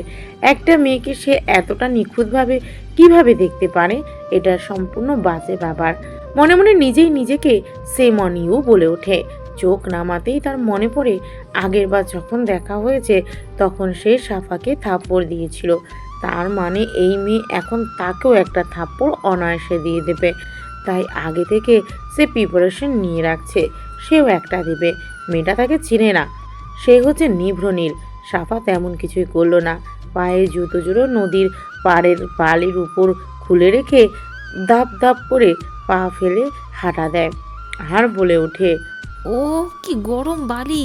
সাফা সোজা নিভ্রর কালো গাড়ির উপরে উঠে পড়েছে। নিভ্র অবাক হয়ে পড়েছে। সাফার সাথে সাথে বাচ্চাগুলো গাড়ির সামনে দাঁড়িয়ে পড়ে, কিন্তু উঠে না। সাফা ডান হাত বাড়িয়ে ইশারা করে নিভ্রকে নিজের কাছে ডাকে। নিভ্র হতভম্ব হয়ে দাঁড়িয়ে থাকে। সাফা বারবার কাছে আসার ইশারা করায় নিভ্র এগিয়ে গিয়ে সাফার সামনে দাঁড়িয়ে পড়ে। সাফা নিভ্র থেকে বেশ লম্বা হয়ে গেছে। আগে তো বুকের কাছে পড়তো, নিভ্র এটা বুঝতে পারছে না। সাফা আসলে কি করতে চাচ্ছে, তবে সে এটা বুঝতে পারছে থাপ্পড় একটা যে কোনো সময় পড়তে পারে। তাই প্যান্টের পকেট থেকে সে হাতগুলো বের করে নেয়। সাফা তাকে থাপ্পড় দিলে সেও একটা দিবে বলেই ঠিক করে, যদিও সে জানে না দিতে পারবে কি না। সাফা খুশিতে গদগদ হয়, এটা ভেবে যে নিব্রত চাইতে সে লম্বা হতে পেরেছে। সাফা এবার খুশিতে গদগদ গলায় বলে ওঠে, একটা চর দিই আপনাকে। নিভ্র বিষম খায়, বিস্ময়ের সাথে তাকায়। তার সামনে চুলগুলো যে তার চোখের কাছে এসে পড়েছে, সেদিকেও তার খবর নাই। সে এক দৃষ্টিতে সাফাকে দেখছে। তার এই 27 বছর 2 মাসের জীবনে সে এত ঘটা করে থাপ্পড়ের প্রপোজাল দিতে কাউকে দেখেনি। হলিউড, টলিউড, বলিউড, এমনকি বাংলা মুভিতেও মনে হয় না এমন কিছু হয়েছে। অদ্ভুত এক মেয়ে এই সাফা। কথাটা মনে মনে কয়েকবার আওড়াতে লাগলো নিভ্র। সাফা এবার 2 হাত নিভ্রর দিকে এগিয়ে দিতে নিভ্র বরফের মতো জমে দাঁড়িয়ে যায়। নিভ্র চোখ বুঝতে যাবে তার আগে সাফা নিজের 2 হাত দিয়ে নিভ্রর গালগুলো টেনে দেয় আর চোখ মুখ খিচে দাঁত বের করে হেসে ওঠে। নিভ্র এবার চরম বিস্মিত। একটা মেয়ে তাকে বাচ্চাদের মতো গাল টেনে দিয়েছে। He can't believe this.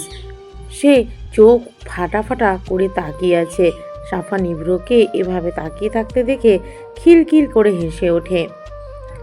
তার হাসিতে যেন সূর্যও তার মুখের উপর ঢুলে পড়ে, যাতে সাফা বিরক্ত হয়। তাই চোখ মুখ খিচে মুখের উপর 5 আঙ্গুল মেলে হাত দেয়। নিভ্র এবার যেন পৃথিবীর সবচাইতে সুন্দর জিনিসটা আবিষ্কার করলো। নিভ্র একটু সামনে ঝুঁকে সেই সুন্দর আরও কাছ থেকে দেখতে চাইল। সাফা যে চোখ মুখ খিচলে তার ডান গালে একটা টোল পড়ে, এইটা এই প্রথম নিভ্র দৃষ্টি কেড়েছে। নিভ্র জাস্ট স্পিচলেস হয়ে দাঁড়িয়ে আছে। তাকে দেখে মনে হচ্ছে সে অদ্ভুত ভয়ঙ্কর কিছুর সাথে পরিচিত হয়েছে, যা তার দেখা সব চাইতে ভয়ঙ্কর বস্তু। নিভ্র পলকে ফেলছে না। সবুজ চোখগুলো দুপাশে লাল লাল আভা হয়েছে। এক দৃষ্টিতে তাকিয়ে থাকার জন্য তার চোখও জ্বালা করছে, তবু সে চোখ ফিরাতে চেয়েও পারছে না। সাফা ঝাপাং করে লাফিয়ে গাড়ি থেকে নেমে পড়েছে। বাচ্চাগুলো একবার ইয়ে করে চেঁচিয়ে উঠছে। বাচ্চাদের চেঁচামেচি শুনেই নিভ্র নিচের দিকে তাকিয়ে মনে মনে বিড়বিড় করে নিজেকে কিছুক্ষণ ঝাড়ি দিয়ে ওঠে। আবার সাফার দিকে তাকাতেই সাফা গম্ভীর হয়ে বলে ওঠে, যদি ভেবে থাকেন আমি আপনাকে থাপ্পড়ের জন্য মাফ করে দিয়েছি, তবে বিশাল এক সমবেদনা আপনার জন্য, কারণ আমি আপনাকে এখনো মাফ করিনি, বুঝলেন? তবে একটা শর্তে মাফ পাবেন, যদি রাজি থাকেন বলেন ফার্স্ট। নিভ্র কিছু বলছে না, তার মাথায় কিছুই কাজ করছে না। তবে এটা বুঝতে পেরেছে থাপ্পড় একটা পড়ার সম্ভাবনা আছে। তাই সবার দিকে একবার চোখ বুলিয়ে পকেটে হাত ঢুকিয়ে গলা উঁচু করে বলল, কি শর্ত? এই না হলে গুড বয়। তা আপনি কি শুধু শর্ত শুনবেন নাকি রাখবেনও? রাখবো কি না তা শোনার পরেই বলতে পারবো, তাই আগে বলো। এই, আপনি কি মনে করেছেন হ্যাঁ এখানেও আপনার পাওয়ার খাটাবেন? ইম্পসিবল। কারণ আর যাই হোক এরা আপনাকে চিনে না, দেখবেন রাস্তায় পড়ে গেছে জিনিস। ইটের সাথে সাফা একটা লেগে। বাচ্চাকে ইশারা করে বলল, না সাফাপু, দেখলেন এরা চিনে না, কারণ এরা রাস্তায় ঝুলানো বিশাল পোস্টারের দিকে তাকিয়ে থাকার মতো মানুষ না। তবে রাস্তার পাশের খাবার দোকানের প্রতি এদের আগ্রহ আছে, তাই এরা আর যাই হোক আপনাকে তেমন চিনে না। তাই আপনি আমার শর্ত না মানলে আমি কিন্তু এদের সামনেই আপনার কিউট গালটা আরও কিউট করে দিব। নিভ্র তাকালো, বেশ আগ্রহ নিয়েই তাকালো, তারপর বলে ওঠে, ঠিক আছে আমি রাজি, বলো। কথাটা শোনা মাত্র সাফা লাফিয়ে ওঠে, সাথে তার জামদানি নীল শাড়িটাও, আর চুলগুলো দোল খেতে লাগে। নিভ্র চোখ ছোট করে তাকিয়ে ভাবে, কি আর চাইবে? টাকা, গাড়ি, সর্বোচ্চ একটা দামি বাড়ি, এগুলো তো নিভ্র নীলের কাছে তেমন বড় ব্যাপার না। সাফা এবার খুশিতে গদগদ হয়ে বলে, এই যে দেখছেন ঝালমুড়িওয়ালা, ওনার থেকে আমাদের সবাইকে ঝালমুড়ি খাওয়াতে হবে, সাথে আবার বেলুন আর আইসক্রিমও খাওয়াতে হবে। এবার বলুন কি করবেন? নিভ্র হতভম্ব নয়নে দেখছে মেয়েটাকে। সেও তো মনে মনে ভেবেছে তার থেকে 3টে জিনিস চাইবে, ঠিকই চেয়েছে, কিন্তু এমন কিছু চাইবে এটা সে ভাবেনি। সে একবার ঝালমুড়িওয়ালা, আবার একবার সাফার খুশিতে চকচক করা মুখটা দেখছে। মেয়েটা ভয়ঙ্কর কিছু হয় এটা সে জানে। আজ নতুন করে এই জাতির ভয়ঙ্কর আবেগ দেখছে সে। এমনও হয় নাকি বাচ্চারাও সাফার সাথে লাফালাফি করছে। সাফা এবার করুণ গলায় বলে ওঠে, কি হলো, শর্ত মানবেন না? আসলে আমি ব্ল্যাকমেল করতেই চাইনি। আসলে না, ব্যাগ বাসায় রেখে এসেছি, তাই এটা অ্যাপ্লাই করতে হয়েছে।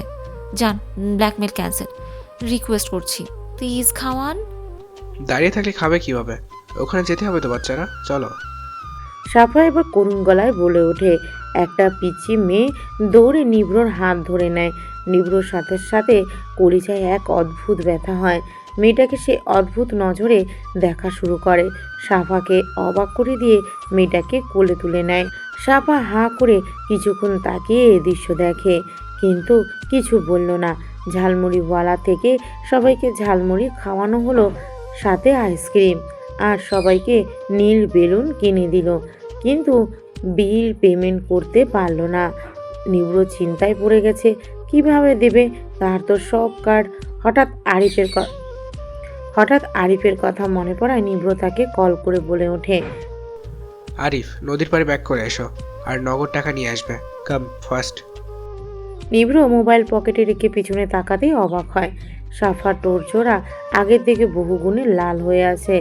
সে এক ঠোঁট তুলে আইসক্রিম হাতে দাঁড়িয়ে আছে। চোখ তার নিভ্রতে সীমাবদ্ধ। নিভ্র ভ্রু নাচিয়ে ইশারায় জিজ্ঞেস করে, কি হয়েছে? সাফা এই সুযোগে অপেক্ষায় ছিল। এমন ভাব নিয়ে বলে ওঠে, এত খারাপ কেন আপনি বলুন তো? এত খারাপ মানুষ হয়? মন চাচ্ছে না নদীতে ফেলে দিই, খরুস একটা। নিভ্র নিজের ভাব থেকে একদম সরে গেছে। আদুরে গলায় নরম সুরে বলে ওঠে, কেন, কি হয়েছে? আমি আবার কি ভুল করেছি? ভুল করেনি, মহা ভুল করেছে। ধরিয়ে দাও, আমাকে কেউ কখনো ভুল ধরিয়ে দেয়নি। কথাটা আনমনেই বলে ওঠে নিভ্র। এই যে আপনি সবাইকে নীল বেলুন কিনে দিলেন, আর শুধু আমাকে লাল কিনে দিলেন কেন? এটা কিন্তু মোটেও ঠিক না। আমার শাড়িটার সাথে ম্যাচিং করে তো কিনে দিতে পারতেন। মুখ ফুলিয়ে বলে ওঠে সাফা। ওখানে নীল বেলুন শেষ হয়ে গিয়েছে, তাই লালটা নিতে পেরেছে উনি। সো এখানে আমার কি করার আছে? সাফা এবার বেলুনওয়ালা লোকটার দিকে একবার তাকিয়ে মনে মনে খুশি হয়ে হেসে ওঠে। নিভ্রও মনে মনে হাসে, মনে মনে বলে, বাচ্চা একটা মেয়ে। সাফা বাচ্চাদের সাথে দৌড়াদৌড়ি করছে নদীর পাড়ে বালির উপর। নিভ্র গাড়ির সাথে ঠেস দিয়ে দাঁড়িয়ে আছে। আরিফ এখনো এলো না। কিছুক্ষণ পরে আরিফকে দেখতে পেল। আবার কল করে নিভ্র বলে ওঠে, সামনে আইসক্রিম, ঝালমুড়ি আর বেলুনওয়ালাদেরকে যত অ্যামাউন্ট চাই দিয়ে যেদিকে এসেছে সেদিকে হাঁটা দিবে, পেছনে একদম ঘুরবে না। Mind it. আরিফ হতভম্ব হয়ে ভাবছে, পৃথিবী এদিক থেকে ওদিকে হয়ে গেল। নিভ্রনীল সাখাওয়াত চৌধুরী এইসব খাবার মানুষ না, তবে কে খেয়েছে? আর পিছনে তাকাতেও নিষেধ কেন করছে? নিষিদ্ধ জিনিসের প্রতি মানুষজাতির বরাবর বেশি আগ্রহ। ঠিক একইভাবে আরিফেরও ইচ্ছে করছে এক নজর দেখতে আসলে কি আছে পিছনে, যার কারণে তাকে নিষেধ করা হয়েছে। কিন্তু সে তাকালো না। শয়তান এই যাত্রায় তাকে কাবু করতে পারছে না। বিল দিয়ে সে গাড়িতে উঠে চলে গেল। নিভ্র চায়নি আরিফ তাকে এইভাবে মেয়ের সাথে দেখুক। এটাকে সে তিল থেকে তাল বানিয়ে শুধু প্রশ্ন করবে। আর নিভ্র প্রশ্ন করা বা শোনা দুটোই অপছন্দ। সাফা এবার হাঁপাতে হাঁপাতে নিভ্রর সামনে এসে দাঁড়িয়ে পড়ে। বেলুনগুলো তার এক হাতে বাঁধা। নিভ্র এখনই গাড়ি করে চলে যেত। এতক্ষণ থাকার কারণ টাকা। ওদের বিল না দিয়ে তো সে যেতে পারে না। সাফা বড় বড় কয়েকটা দম নিয়ে বলে, আপনি আরো দূরে গিয়ে দাঁড়ান তো। কেন? বিরক্তি নিয়ে বলে ওঠে নিভ্র। আমি বলেছি তাই, যাবেন মানে যাবেন। আরে বাবা জানতো বলে ঠেলতে ঠেলতে নিয়ে গেল। সাফা দৌড়ে আবার আগের জায়গায় গিয়ে দাঁড়িয়ে পড়ে। সে একা না, তার সাথে বাকি বাচ্চারাও মনে হচ্ছে দৌড় প্রতিযোগিতা হবে। নিভ্র এবার ঝঙ্কার লাগানো চোখে তাকায়। সে বুঝতেই পারছে না এই মেয়ে আসলে কি করতে চায়। নিভ্রকে বেশি ভাবতে হয়নি। 1, 2, 3